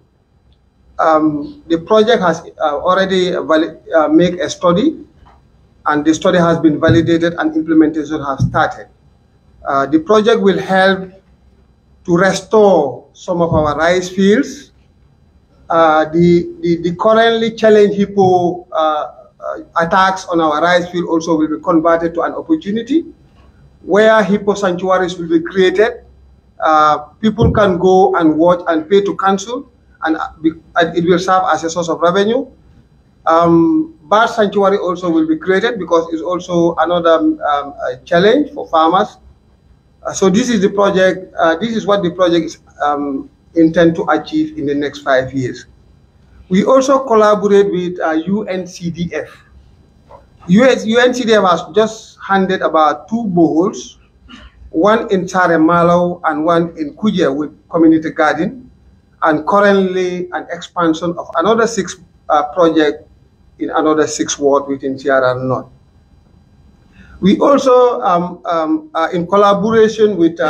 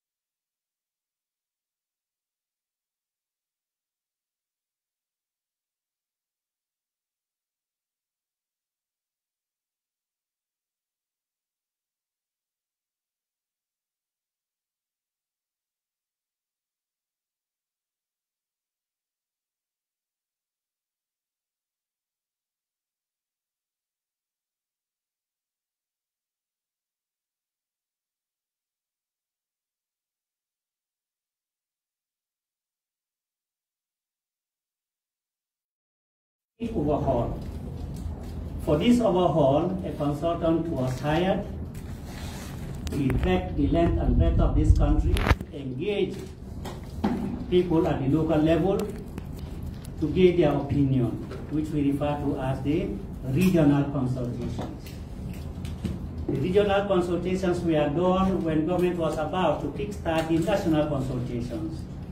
Either fortunately or unfortunately, it coincided with the period when a national review of the Constitution of the Republic of the Gambia was underway. Unfortunately, it stalled along the way, and our lawyers or the government lawyers advised that we should halt. As we may be aware, all laws take clue from the national constitution. It was for this reason, that's why we were advised to halt and wait on the outcome of the constitution. But as I said, either fortunately or unfortunately, the constitution, as most of us are aware, has stalled. But notwithstanding, government was determined to proceed so that anytime the national constitution is adopted, then we'll do the necessary amendments to the Local Government Act. This is the situation. We have sought some small funding from UNDP to undergo this process. And sometime 2 weeks ago, we engaged the consultant. I remember there was a cabinet retreat some time ago. Unfortunately for us, the consultant was part of that cabinet retreat. And he starts with compiling all that the retreat entails. So we asked him to come over so that we see how best to move on. This is where situation stands. So the next stage is the national consultation. As I said, the regional ones are done, to be preceded by the validation of the Local Government Act. As I said, it's going to be a complete overhaul because there are new and emerging issues in respect to this act. Somebody pointed out that councillors, when their tenure of office comes to an end, they go home empty-handed. Now, what can be done? It is not one person who should say this and that should be done. And that requires a collective effort and brainstorming from all key stakeholders in this process. When the time comes, I want to believe, I'm only praying to be able to secure a hall that can be able to accommodate as much needed brains as possible, so that we all take ownership of the document at the end of the day. That's my aspiration, that's my wish. I even want to go to the extra mile so that if whatever fundings are available for this process cannot meet what we want, we'll knock on other doors to ensure that enough funds are secured to conduct a rigorous national consultation exercise of this act, to be followed by the validation of the act. This is the situation as it stands. Another area of concern that I want to share with the committee that other speakers outlined was or is the valuation. We have property revaluation and property valuation. These are two things. Like property is already valuated some 2005, could be revaluated. I remember seeing, and some of you will concur with me, seeing certain buildings that were just ordinary houses. Perhaps over the years, the person has become well off and decided to remove the roof and transform it to a 2-story building, 3-story building, for example, but still paying the rates as at 2005. That is why I said there are two issues here. There are property revaluation for those properties that were valued 2005, and valuation of properties that are just developed over the years. So this is a rigorous exercise. It requires a lot of funding, but at our level, when I say at our level, local government fraternity, some of the CEOs will testify here. 2 or 3 weeks ago, we convened at Senegambia Beach Hotel. A small team was formed. When I say small team, within the council to kickstart the process, because we have realized that time is long overdue for us to fold our hands or stand with hands akimbo, waiting on central government to take the lead. There was a time some years ago, the entire government, there was only one valuator. That was a big shame on the part of government. As administrators, we should always prepare, plan, succession plan. If succession plan was done, it wouldn't have been how it was. But notwithstanding, we want to go even the extra mile, because this is a huge source of revenue for councils if it is to be conducted. And that is why it's an area of concern to my office, and we will do all what it takes to ensure that property valuation and revaluation exercise is conducted for the benefit of our local councils. I can't remember others. As you said, I don't want to blow the trumpet here, and when we go out, we'll have nothing to say. But certainly, I also want to concur with the chairman of Kerewan. Some years ago, perhaps long-serving staff will have been witness to this. Sand mining is taking place in certain regions of the country, in particular West Coast. I want to single out West Coast. Sand mining, as I speak, or as we are gathered in this four-corner room, are not in the hands of the councils, any of them. They are in the hands of somebody else. For example, geological departments and other private sector dealers. And let me tell you one secret here. Your government will approve a license for me to undergo or embark on sand mining. Perhaps, let's say, assume the license is $2 million. I pay that to government so that government grant me a license to embark on sand mining. But at the end of the day, what I accrue in 12-month period will triple the 2 million license that I pay to government. So there is a need to look at this. Either sand mining be allocated or given to councils, or let the councils benefit immensely from the proceeds accrued from sand mining operations. But as I speak, it's the private sector that benefits more at the detriment of the council. That is a true reflection and representative of the ordinary citizen. So sand mining, I want this committee to take it. I can give you all the help that you need.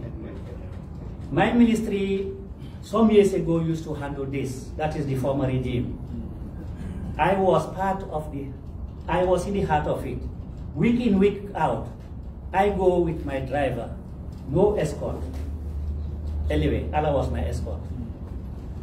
We'll collect nothing less than $500,000, and we dump it at the central bank on a special account.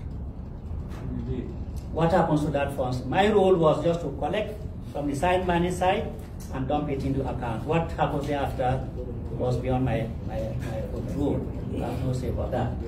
But what I want is sand mining operations, whether West Coast, North Bank, URR, whatever jurisdiction it may fall, let it be given either to the council or 75% of the proceeds be given to councils for the benefit of the citizens. This is something that we need to look at collectively and see how best to solve this problem. I don't think it is fair for David Gomez to keep enriching himself at the detriment of the council. That represents the majority. Those operating it, they are making mansions and millions out of this. It's unfair. So, with your permission, let me throw in my towel here until later. Thank you very much, Director. Presentation. And Chairman, you want to say something? Yes, I just want to observe, quickly, just to observe what Mr. Director just mentioned. I think GLT being in control of the council's fund is not fair at all. And for he has given an example to Britain American, which we suffered most on this issue. They used to give us money like 20%, or 20% of what is not known. There's no transparency in the issue. We wanted them to give us a chance for us to send our members to be there, just to be recording how much is collected per day. They said no. In fact, when the CEO even sent some of our guys there, were arrested by the police. I have to push this thing up to the office of the Inspector General of Police. We had a meeting with them. They brought in their laws, while we also have the same act. So how can their act supersede ours, while we are the custodians of these sand mines? And 20% of what is not known. We want them to tell us 20% of what. They just gave us an answer, which is so much in the next to insult. I think it is not fair for the councils to be having their property and not in control of it. This is just to buttress, and then the next issue is just say a little about the 3 months, handing over, the 3 months before the term ends, handing over to a interim committee, whilst they are not elected. But I think the most fairness is how the National Assembly does and the presidency, hand over to your new successor. But you cannot hand over to an interim committee, which may not even explain what the newcomers are, where you start. I think the best thing is for the councils to continue until after when the new members are performing as the National Assembly or as the President's office. I think this is something that will happen. Thank you. Just a quick one, Honorable. A quick one. A quick one. And this is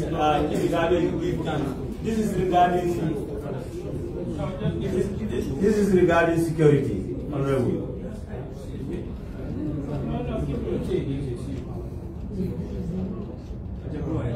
Okay, briefly, it's about security. Probably I will beg your pardon that we will prolong this thing a little, but this is a rare occasion. So, security in this sense, national security is an issue that affects all of us. But as elected members also, our security should be a concern to everybody. Okay? Let's take, for example, all the chairpersons across the country, they all work alone. They all work alone without even good security beside them. And we are elected members. We contest in very competitive and contesting, processes. And remember, we are representing the majority of the people of our area. And our lives are also important as far as the people are concerned. But we are not protected, generally, through protection from the national security, state security. Okay? Yeah, and in this case, let me emphasize the issue of the mayors and all the chairpersons. We wrote, as Galga, we wrote to the national security, the police, to request for security for the chairpersons and mayors, all of us. Because this is specific, because we are involved in processes that we need to be secure. Our lives need to be secure. And that is not our concern alone, but our people. Because you trust us to be there for you. So if we are protected, that should be an issue for our people. But then the reply we got was, the police is constrained.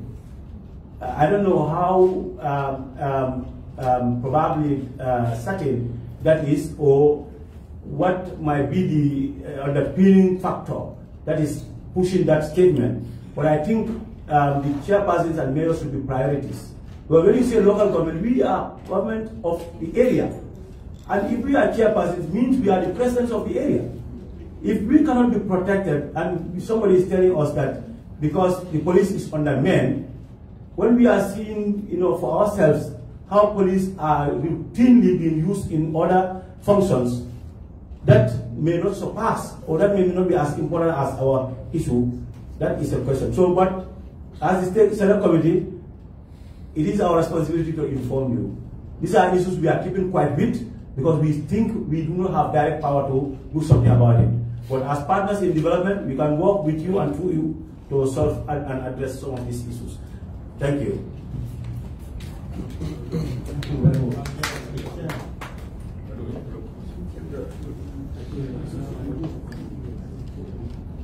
So before I go further, we have our new members who just came in. They were not here when we were doing the introduction. I am Honorable Ali Ubalde for Jarawas constituencies. As you know, I was busy with other committee engagements. Yeah. So that was why I came late.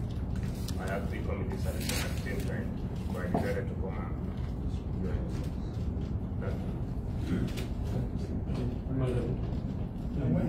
Okay, we have our vice here. Good afternoon. I apologize for coming late. I was celebrating my victory celebration of the weekend. He ate a lot of meat.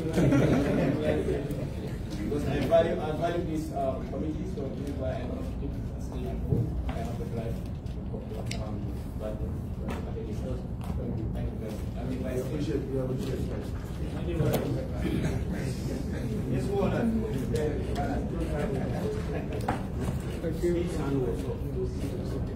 Okay, see you, Biden. Yes, please. Thank you. Okay, thank you very much, Mr. Chairman and members. I want us to go back to the issue of valuation because I've been in this for a very long time.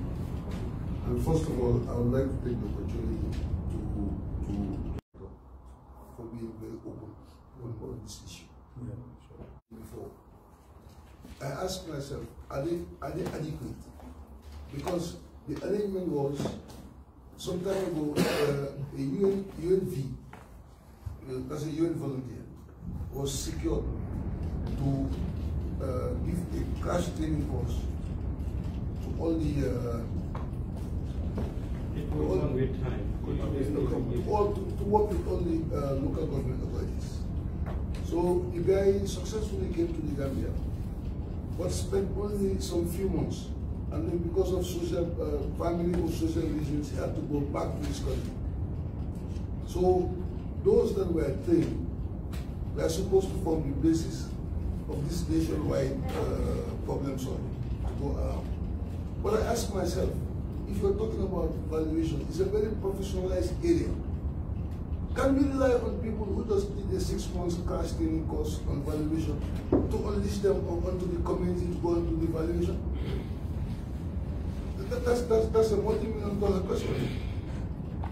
What I'm saying is, and I made this position very clear. In fact, the PS was there. He was also there at one of our bilaterals for our budget estimates. I said there must be a concrete way forward because this matter is really having a lot of consequence on councils in terms of revenue, in terms of valuation of taxable properties.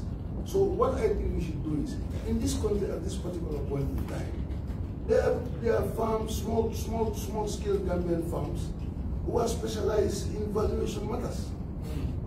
So I think that's the way forward, because we can't have a way forward that's not exact or it's not time-bound. We're just leaving it till when. So what I'm saying is, I told the PS, why don't we look at the prospects of inviting such companies? You have a word with them as a ministry, or with, I don't know, or central government. You discuss with them what are the possibilities of them going nationwide to do valuations. For example, I'm looking at, for example, Bani. If you look at what the port is paying to the Bani City Council, it's just comical. Because we've seen other city-states, capital cities, along the western coast of West Africa. The councils share some of the revenues from the port authority. There's a revenue sharing percentage ratio, like 70% to the municipality and then 70% to the port. But previously here, we are paid, the port used to pay us $1 million for the whole year license. Wow. That's where we graduated from. And then, when this present council came, under the leadership of the mayor, I have to congratulate them because they fought hard so that the port would increase. But to me, who am I at that point to try to make it funded? Because I'm just an individual and this is an institution. It was a good move. It was definitely a change. But to me, I did not see nothing to clap about. Well, I'll clap for the mayor and team for going to confront them and being able to raise the level. But personally, as an administration, I thought I had nothing to clap about. Because it's wrong, it's not right. But notwithstanding, I'll still congratulate them because they've expected to pay, like the new value, the new levels of taxation. I have to give them a big kudos for that. But I'm coming back to the valuation. And in our case, they're all here, the social securities, the whatever, and they don't want to pay the council nothing. They don't. They use all kinds of technicalities. But little do they know that times have changed. people who are now in councils are more progressive than what they used to be. And we are not stopping. We are going to push this thing and realize that we get the revenues that we should have. But specifically for the case of the valuation, let's not try to buy into this idea of probabilities. There shouldn't be probabilities. The team that was formed cannot do it. I'm saying here in front of everybody, they cannot do it. And in my council, I will not wait for a team. But if we are to discuss with your committee, you are convinced that this is the way out, let the ministry invite the private valuation companies that are here, they are government firms, or they are government individuals who have, as the director said previously, there was just one person for the whole of the Gambia to do valuation. Come on, I mean, this is not serious. It can't be serious. So I just felt that I should make that kind of contribution because I've been in this valuation issue for a long time. I think all what we are doing here is all going to be captured and we will definitely do. And on that note now, I would bring the party to the high table, my members. Director, you want to say something? Yeah, with your permission, 1 minute. I just want to shed light. For the benefit of, I'm not sure whether the CEOs were in that meeting. When I say it's a team, it's not those who underwent, you sent to plants to undergo that 6-month training. Never. How do we go about this valuation? Every council is represented. Mr. Amar, am I right? Yes. We made sure that every council will identify someone to represent that council in that group. That doesn't mean that they are the team going out to do the value. It is going to be advertised. Any Dick, Tom, and Harry is free to apply. It's going to be on the papers. Competent valuators.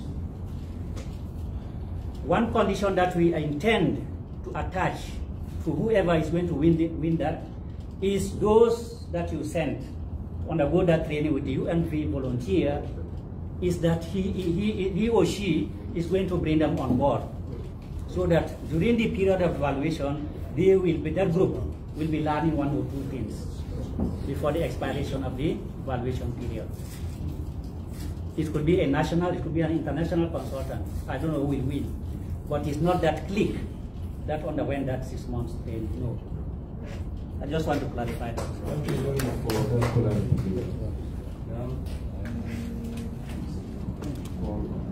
Honorable Biden.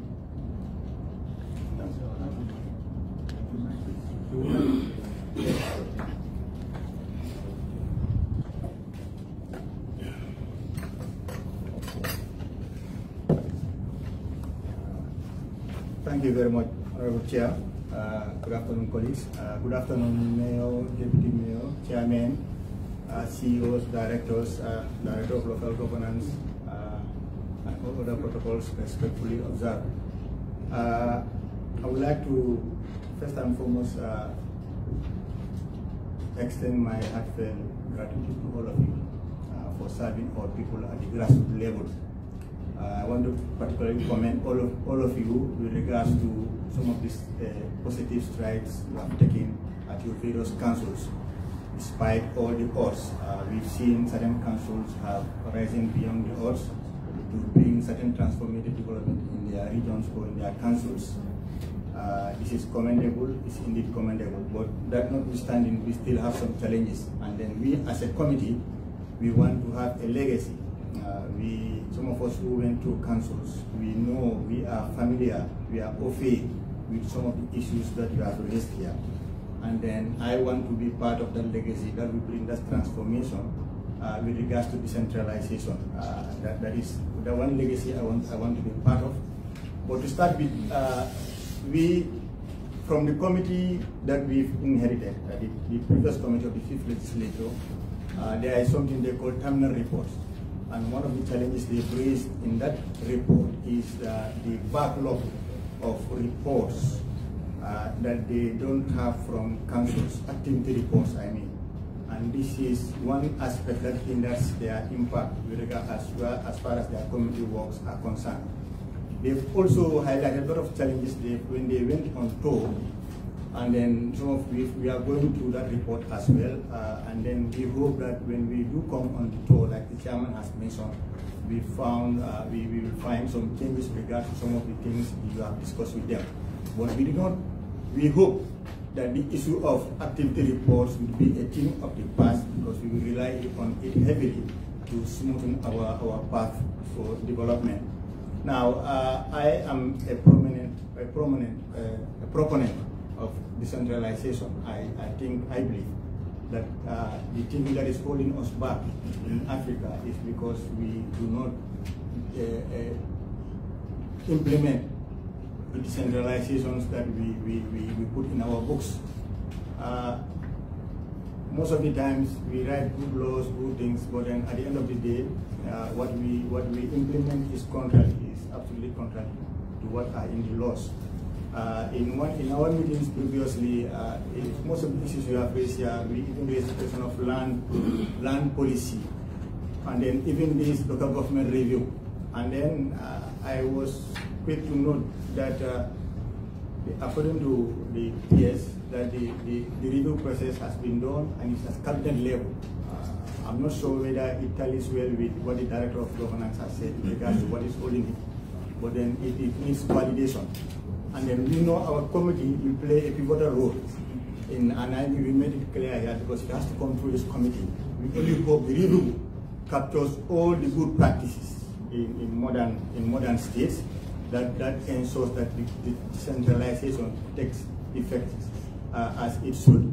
And then that devolves power from the center to the periphery, that ensures that there is equitable distribution of wealth, because it seems as if, for me, I see that previous governments are not even fair to the Ministry of Local Government and Lands. With the exposure we get with them, they are the most, one of the least funded ministries, inadequate staffing issues. And then those that places our resources. Anything we are trying in this Gambia is on land, and land has resources. And especially people with local councils are dealing with people. So if the ministry itself is having challenges, issues of staff, like the valuation issue that has been raised here, it shows that our lack of commitment from the central government, even from previous governments, that what they are all engaged in is to exploit the resources and not give it back to the people.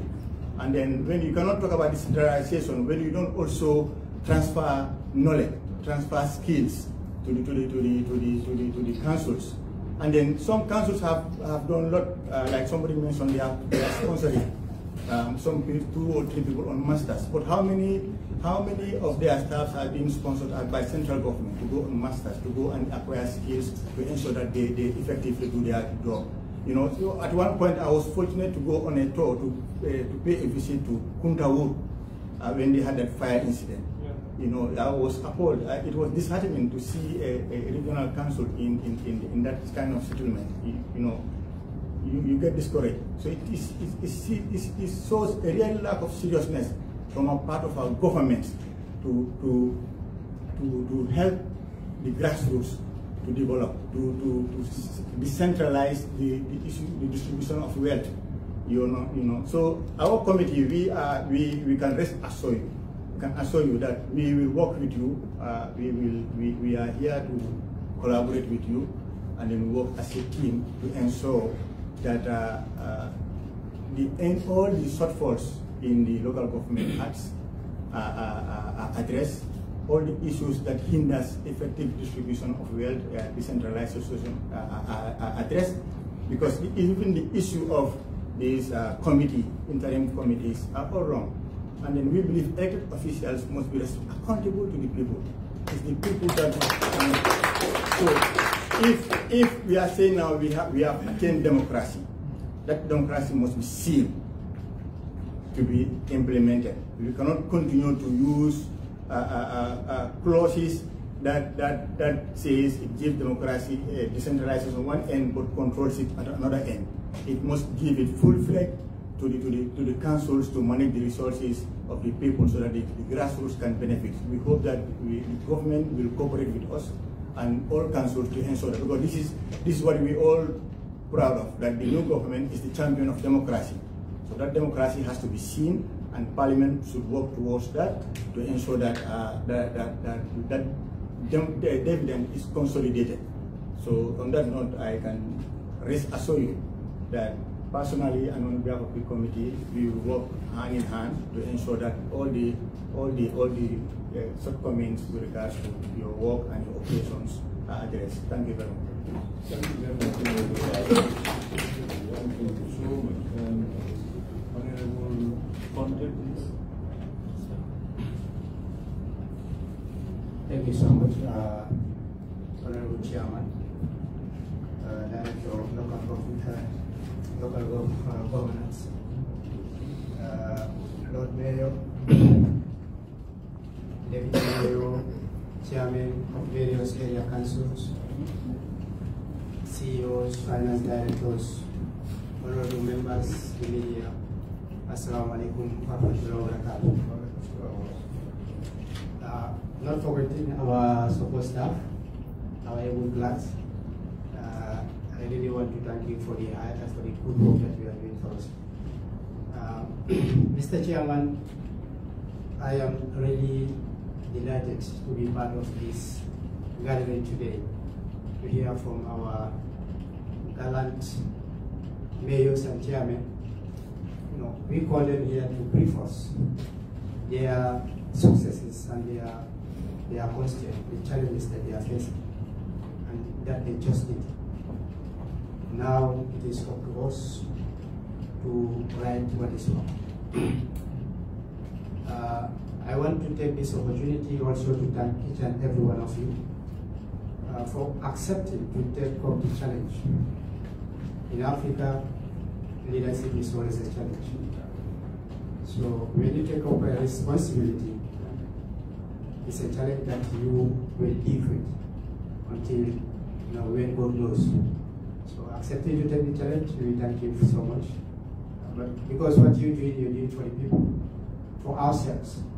We want us to see each other as partners in development. The government, the councils, the executive, the judiciary, the legislature.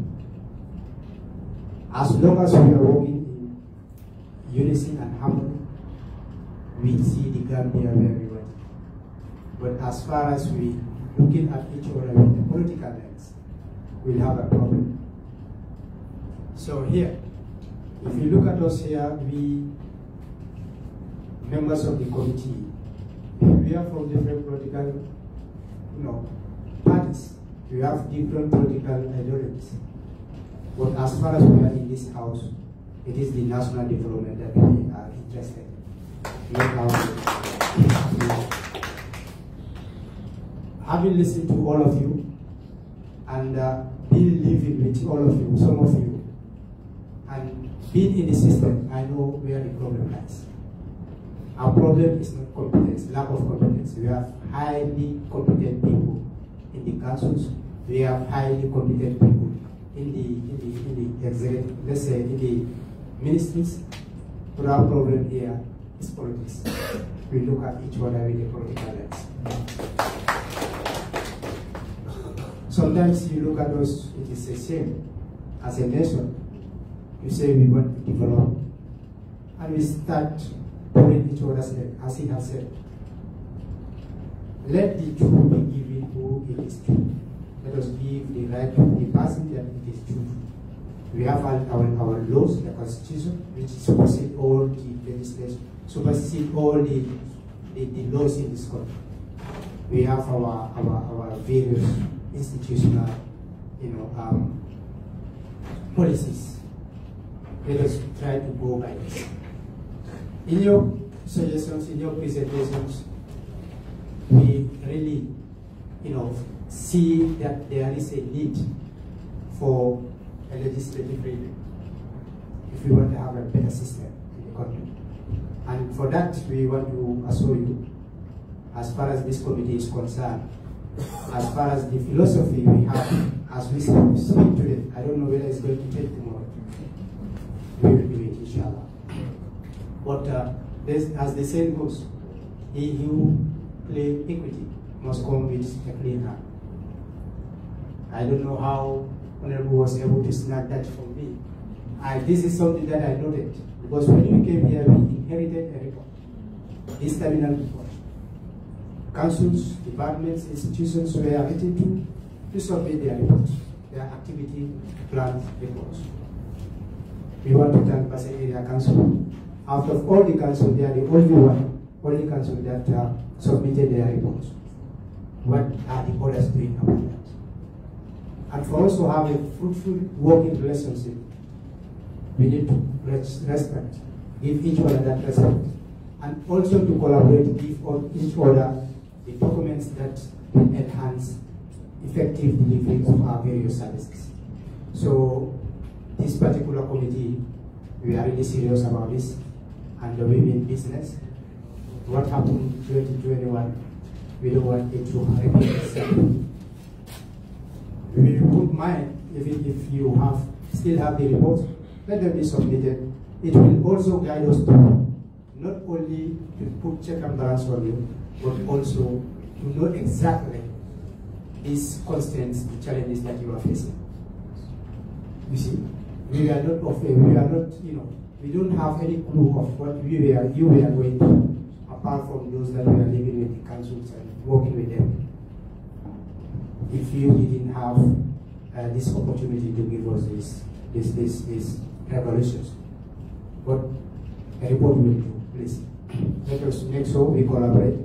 As I said, in this committee, we will work hand in glove with you, because we cannot go anywhere.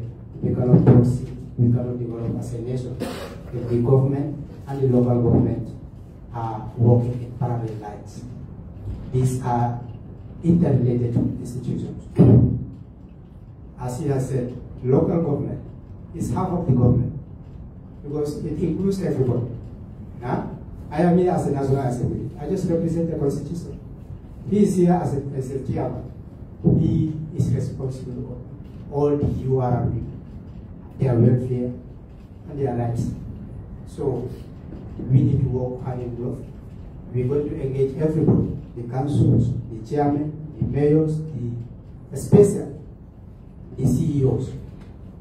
For the chairman, we can understand sometimes you cannot divorce them from politics because they are in there politically. But the CEOs, these are the engines of the councils that should bring that smooth, working relationship between the councils and the government. So we really have high regards of it, and we hope that you will guide us too, so that we have the guidance everybody. So on that note, I want to thank each and every one of you.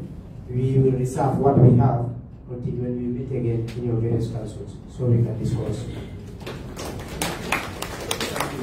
Honorable Compton. And now we have Honorable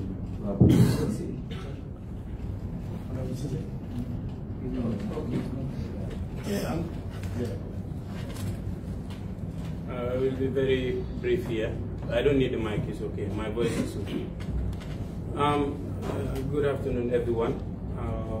We welcome you here, and we are very much happy to have you this evening. Actually, we have heard you well, and some of you have given it out clear that definitely you have faced a lot of challenges. By the way, we are here to work with you as a team. Fine, we are all from different regions, but we all have to remember that in the Gambia we are all one family, and each and every one of us have a family one way or the other in each of the regions, one can say.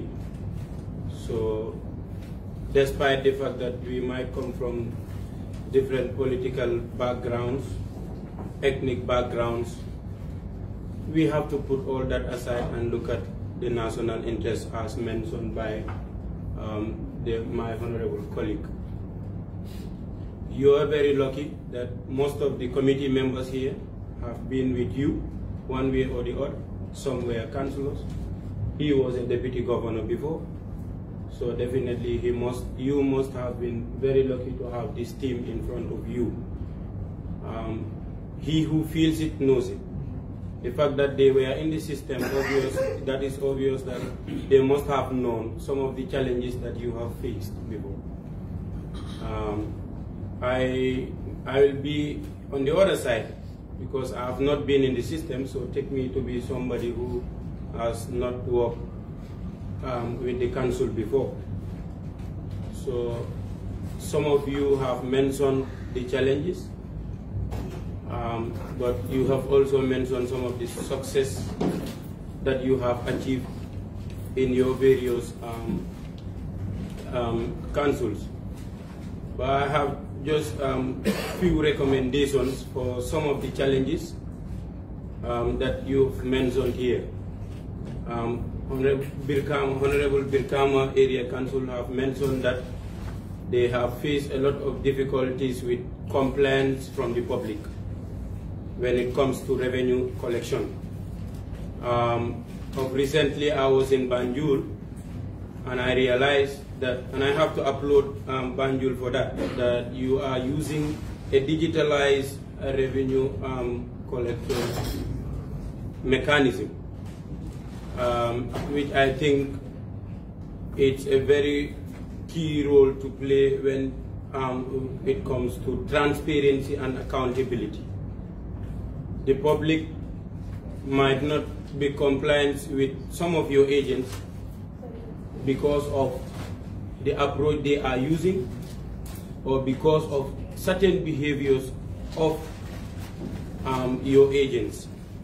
So I am recommending that you consult each other from various sectors and you share experiences. It is very important. If Banjul is doing it, KMC should be able to also do it. So, like all the area councils should be able to use that digitalized revenue collection mechanism for transparency and accountability purpose. You have been crying of funds. That is a very key to development.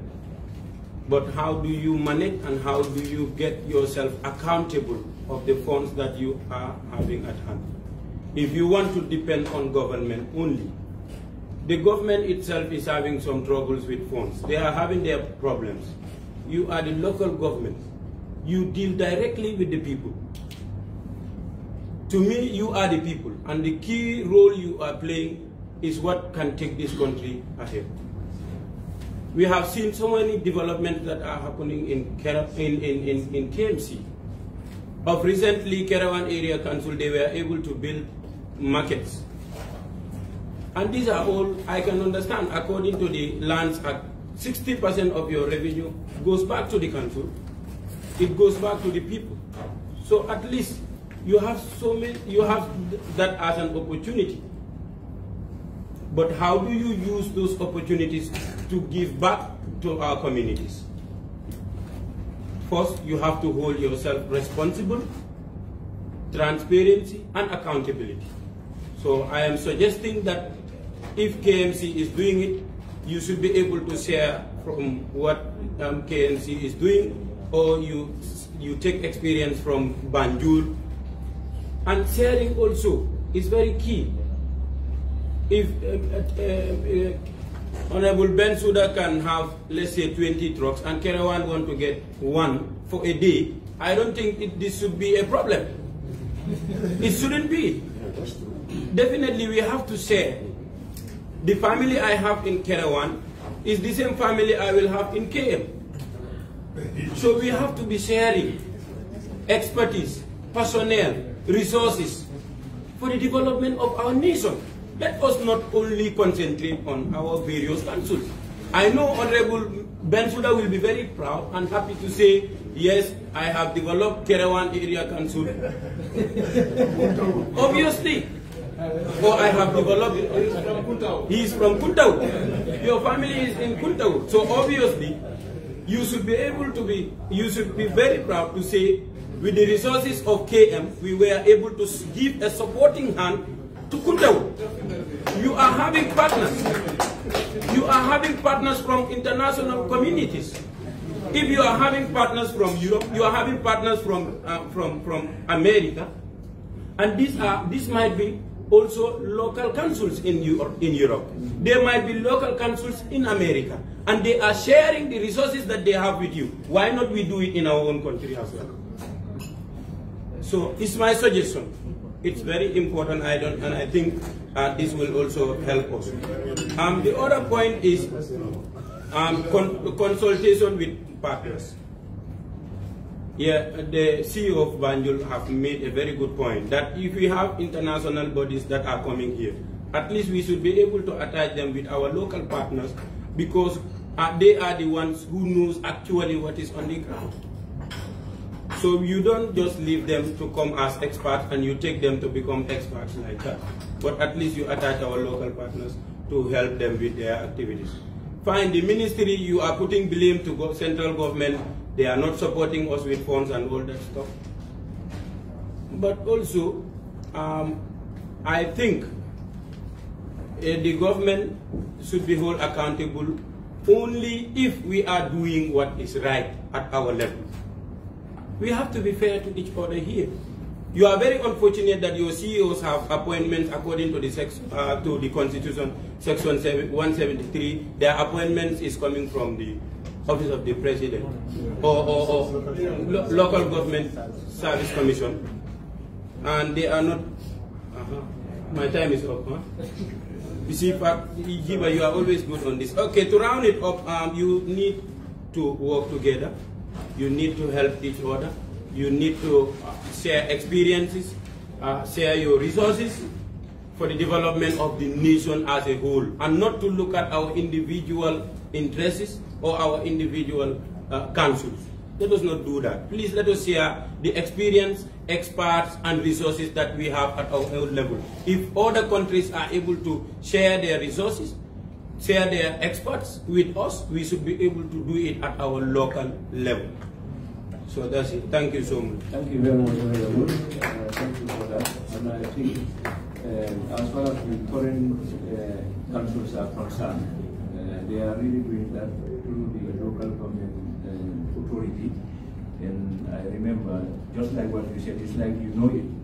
KMC once supported Kuntaur Area Council when they had a disaster, which we must commend KMC for that. You know, it's not about your area alone. Whatever we do here, because right now here, all the members of this select committee are from different parts of the country.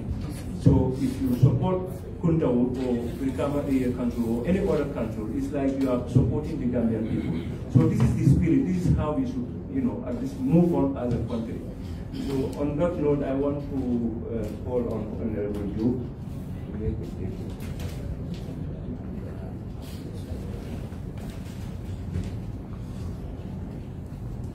Thank you very much, Honorable Chair, for giving me the floor.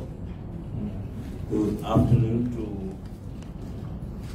Honorable Mayor, the Deputy Mayors, Chairman, Deputy Chairman, my honorable members, and all those who leave their time to come and answer to our call. I must have to commend you all for leaving your busy schedules to come and join us and at least explain to us what are some of the successes and the challenges that you are facing, which I think the Honorable Chair has taken a right decision, because before you work with anybody, you must know what are some of the successes of that individual and what are some of the challenges of that particular individual. So we must have to commend you all for your successes. And I'm definitely encouraging, as we are all from different councils, looking at the success register in our various councils, we register different successes. But when it comes to challenges, it's almost the challenges are all the same. I will definitely implore all to have the relationship so that at least we will be able to learn the good things from the other councils. For example, we said Kuntawur Area Council or Kerawan Area Council, these are the successes that they have registered. Or Brikama Combo Area Council, these are some of the successes that they have registered. Once we are learning and trying to implement those successes in our various councils, then therefore we will minimize the complaint given here on rural-urban migration. Because when it comes to waste collection and so on, as you mentioned, is as a result of the number of migrants or the number of people residing in this particular area.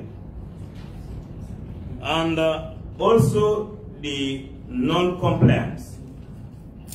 It is just sad that when you look at the non-compliance, those who are not complying to the payment of this rates and so on, most of them are civil servants. I implore you all as council members, make basis of the act and the policy by observing the rule of law, which is the supremacy or the predominance of the law over everybody, both the ruler and the ruled. If I am a National Assembly member, and I feel that the only way that I can contribute to the council is the payment of those taxes, and now I am saying that I am not going to pay, and nothing is done about that, definitely it is very, very disheartening. Let us make basis of the act. There is none of us here, or none of those people who will want to be taken to court. They fail to pay.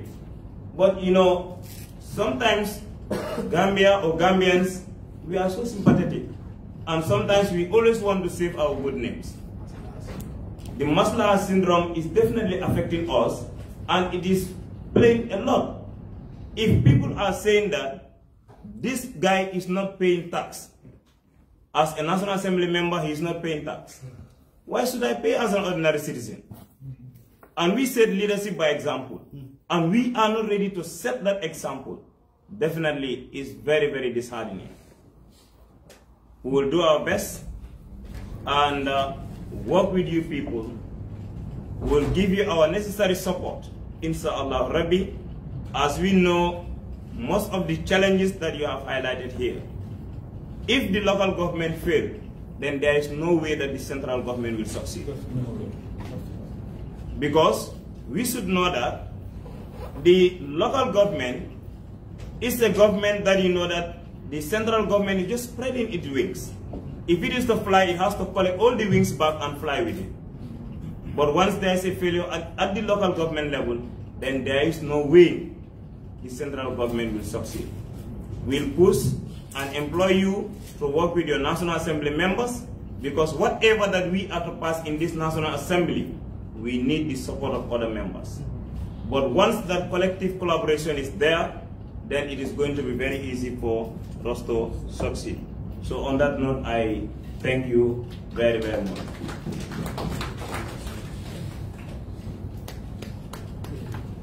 Thank you very much. No, this is about, like I've heard some of them just mention that they need support, they needed support from the committee, and there are so many things that they were not able to do because they did not have support from the committee. That is the 5th legislature. This is live. Some of them are watching us, and I want to make this very clear that no matter how the support that they can give you, we can only do what is under our purview, and we cannot go beyond that. The National Assembly is set up with committees, and each committee has its own remits. And when it comes to finance or budgeting, fine, you can submit your budget to us. We can scrutinize it, we can check, but there is a special committee that is responsible of that.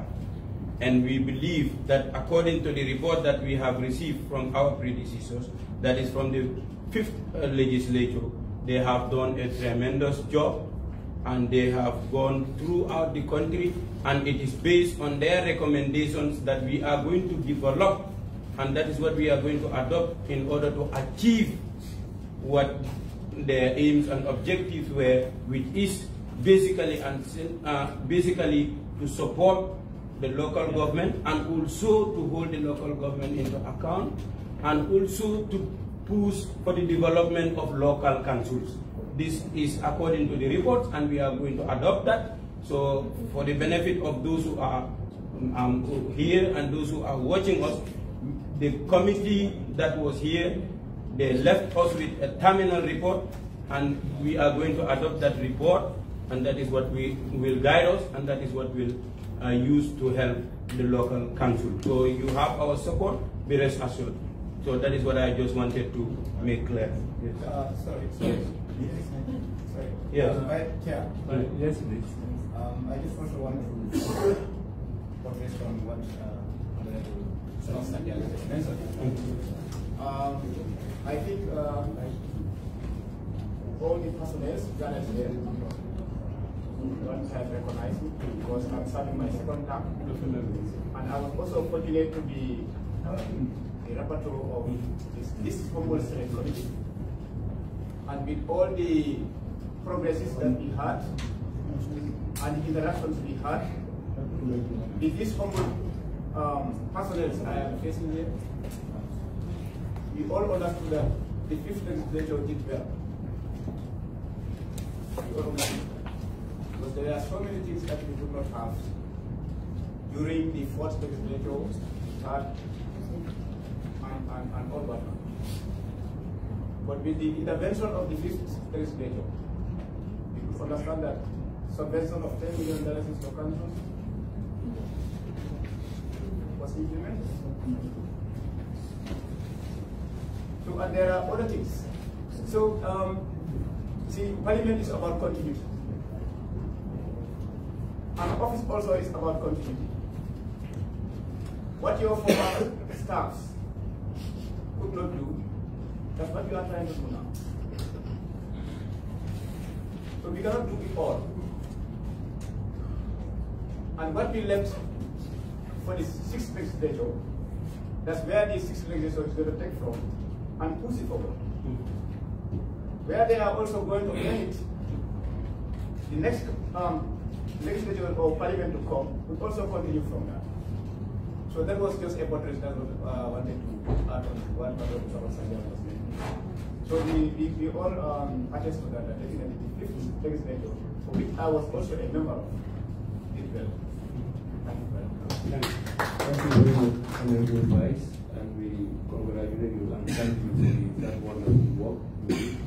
And based on that terminal report, we are able to gather information, and we want to continue the good work that you did.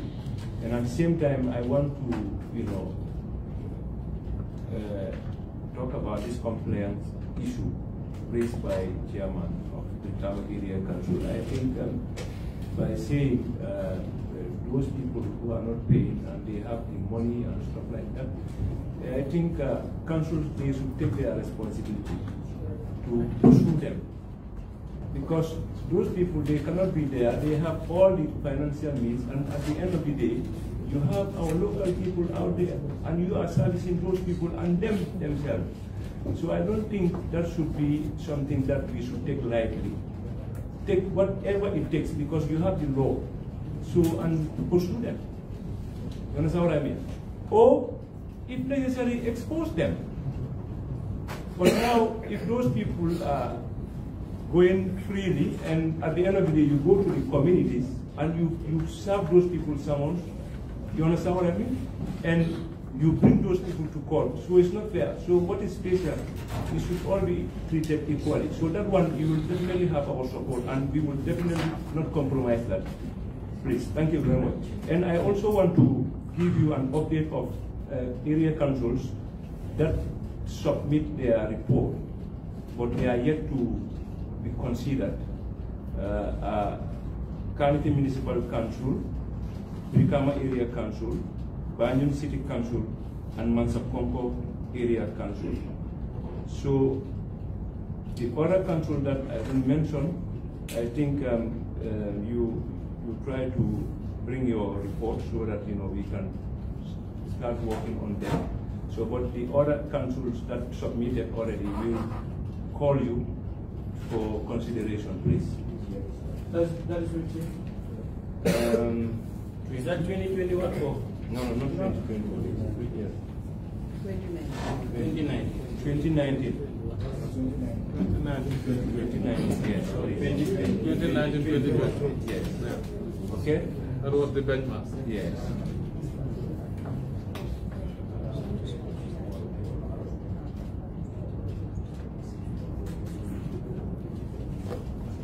Yes. And for the same report, FPAC is going to also request your report. And I understand, in fact, there is already a schedule.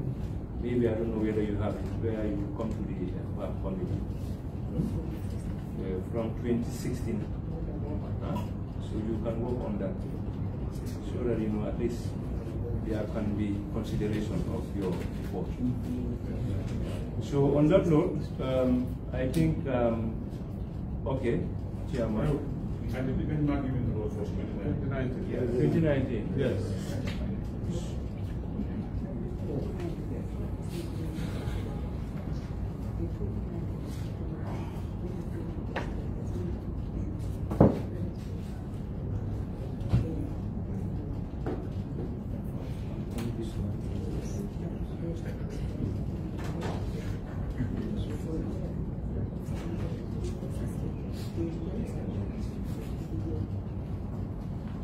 Okay, what we are saying here is from 2016, FPAC is going to request the report.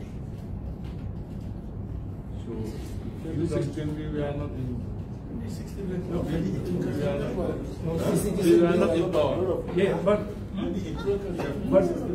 yes. Yes, we came 2018.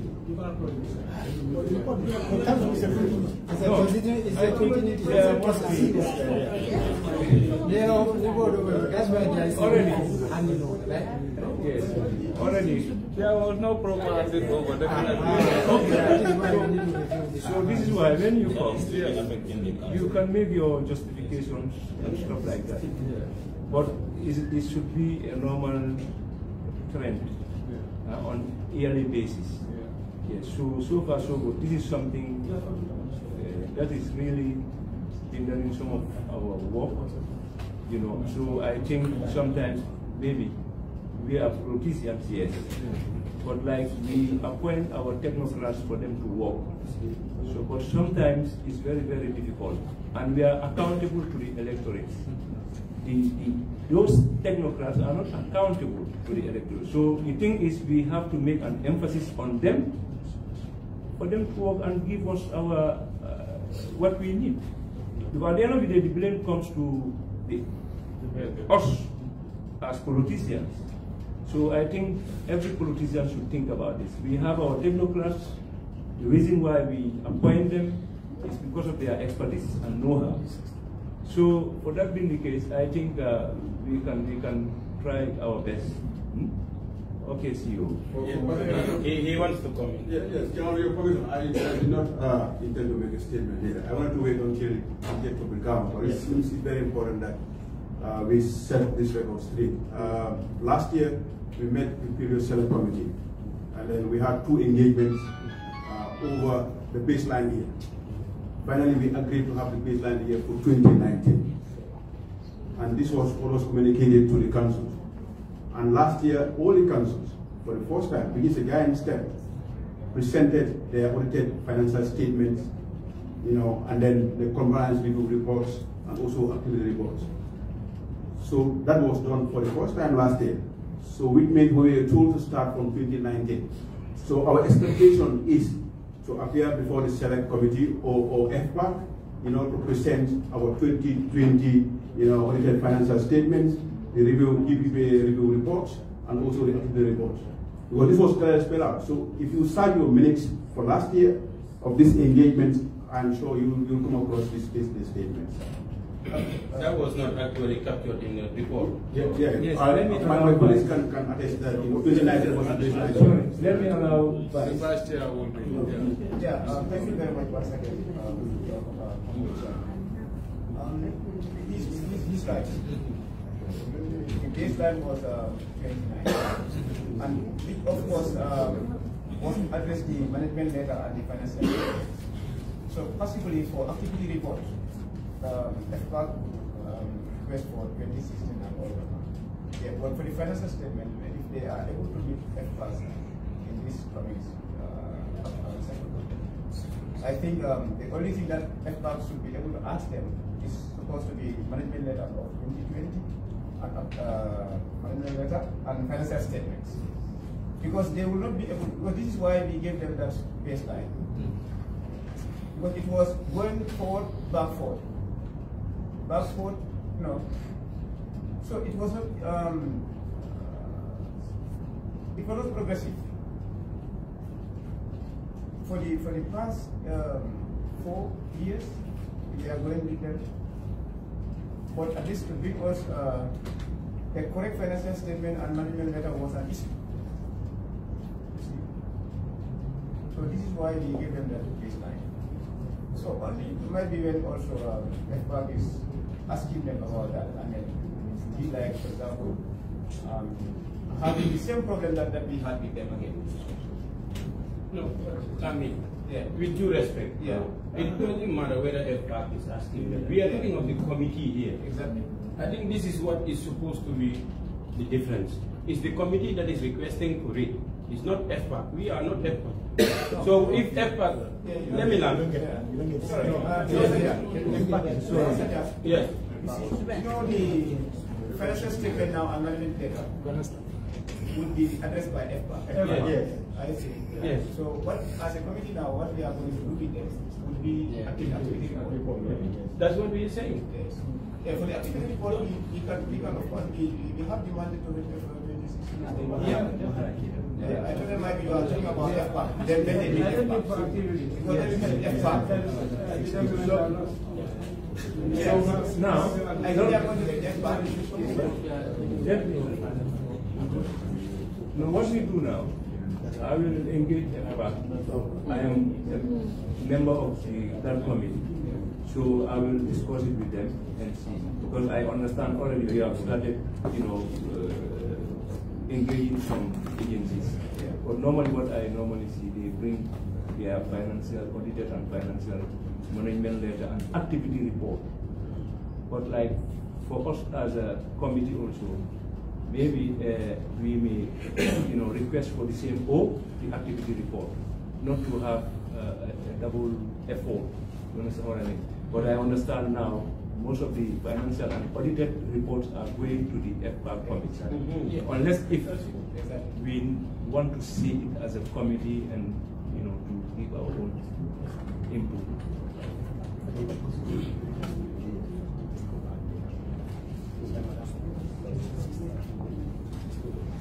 Yes, and at the same time, whatever FPAC recommendation, they will forward it to this committee. Then we can also do our consideration. I think that is in line and is in your own interest. Thank you.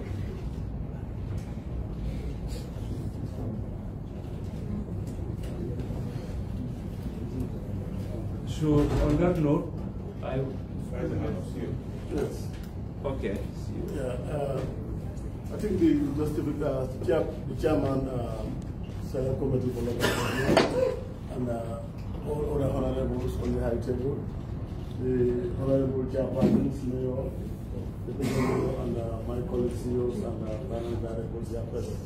I think the reason that was forwarded, justification that was forwarded by the councils and even the national audit, if my memory can serve me well, there were a lot of interference, between 2016 and up to 2018, to an extent that councils at that time were not able to have proper recording systems. That was justification that was forwarded, and it was looked at carefully on several gatherings here, and finally we agreed that councils should bring the 2019 financial and audited report together with our management letters. And that was what we have presented. And I could remember we have presented ours like any other councils. So we are also with the hope that we are going to be in a new committee in place, and even at the expert, that we are going to bring the same report to you people for your further scrutiny of those reports. But going back to 2016, frankly speaking, if my colleagues can bear me witness, it will be very difficult for us to give you a justified and authentic report. But it's only going to be, if you request it from us, there is no other way, but it's going to be a make-up report. Because the reports are not there. Because there were a lot of interference by the then regime that was imparted on the council. So what happens to 2016 to 2019? This is what I'm saying, because the records, the financial statements and other things were very difficult for people to get there. This is why I just had you mention that these were records from the former regime, but from 2016, 2017, 18 to 19. No, this is what I'm saying. Yes. This is what I'm saying. Yes. Yes. Okay. So, okay. Exactly. To have a justified and authentic one that we can report, that we can be held responsible and accountable. This is why we agreed to present our 2019, which no one of us can have an excuse over that. And this is what we have also prepared for. Yes, and they were submitted, and that was the time we were called for bilaterals and all things. Okay, it's all right. It's well noted, and we will discuss it among ourselves here with the FPAC committee. So we understand. So on that note, we want to thank all of you for coming and to respond to our call. And I hope that based on the consultations that we had here, we can definitely collaborate together to achieve our goal. Yes, the central government is here, the local government is here. We are all partners in development. So whatever we do, we can still engage each other. Let's see each other as brothers and sisters, if we really want to work as a country. So on that note, based on the reports that we had from all the councils, I think area councils are really doing very well. And area councils are representing the grassroots people. And these people they are very important. So we expect that whatever it takes, as far as the central government is concerned, to also look at the regional council to ensure that definitely there is that cordial relationship. Because I understand how everything works. Thank God, Director of Governance is here, and we are hopeful that with this committee, we will try to create that environment wherein we can all work together, in a very conducive environment, wherein we can all represent our people as far as our portfolios are concerned. So on that note, I want to thank my members of my committee, honorable members, clerks, staff, and all the mayors, deputy mayors, chairmen, CEOs, directors. Press. We want to thank all of you and the press for taking your time. It's all about working for our country, and we know, as you see, this my committee. They are all passionate about local council. That one I can assure you that. For me, I'm the chair, yes. I was in the system. But thank God I have a very strong team. And what we always encourage, just like what Honorable Conte was saying, here we don't see each other as we are from this country. We see each other as colleagues. Just like what you are doing currently with the regional government. So we are here for you, we are here for the Gambian people, and we all want to develop this country. The only way we can do it is we just have to collaborate and understand each other and feel for the people that we represent. And I think as leaders, if we are very passionate with that, and we have that feeling for our people that we represent, we can definitely develop our various councils and regions. So on that note, I want to thank you very much for coming, and can someone move the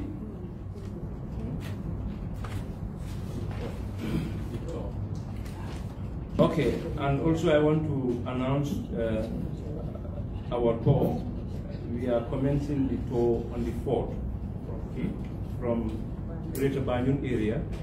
The first week is going to be Greater Banjul area, then the second week will be up country. So, but you'll be communicated, we'll send you the letter so that you can know your schedule, please. So can someone move for the adjournment of this meeting, please? And move for the adjournment. Move on for the okay, thank you. So we pray. Can we pray in our own way?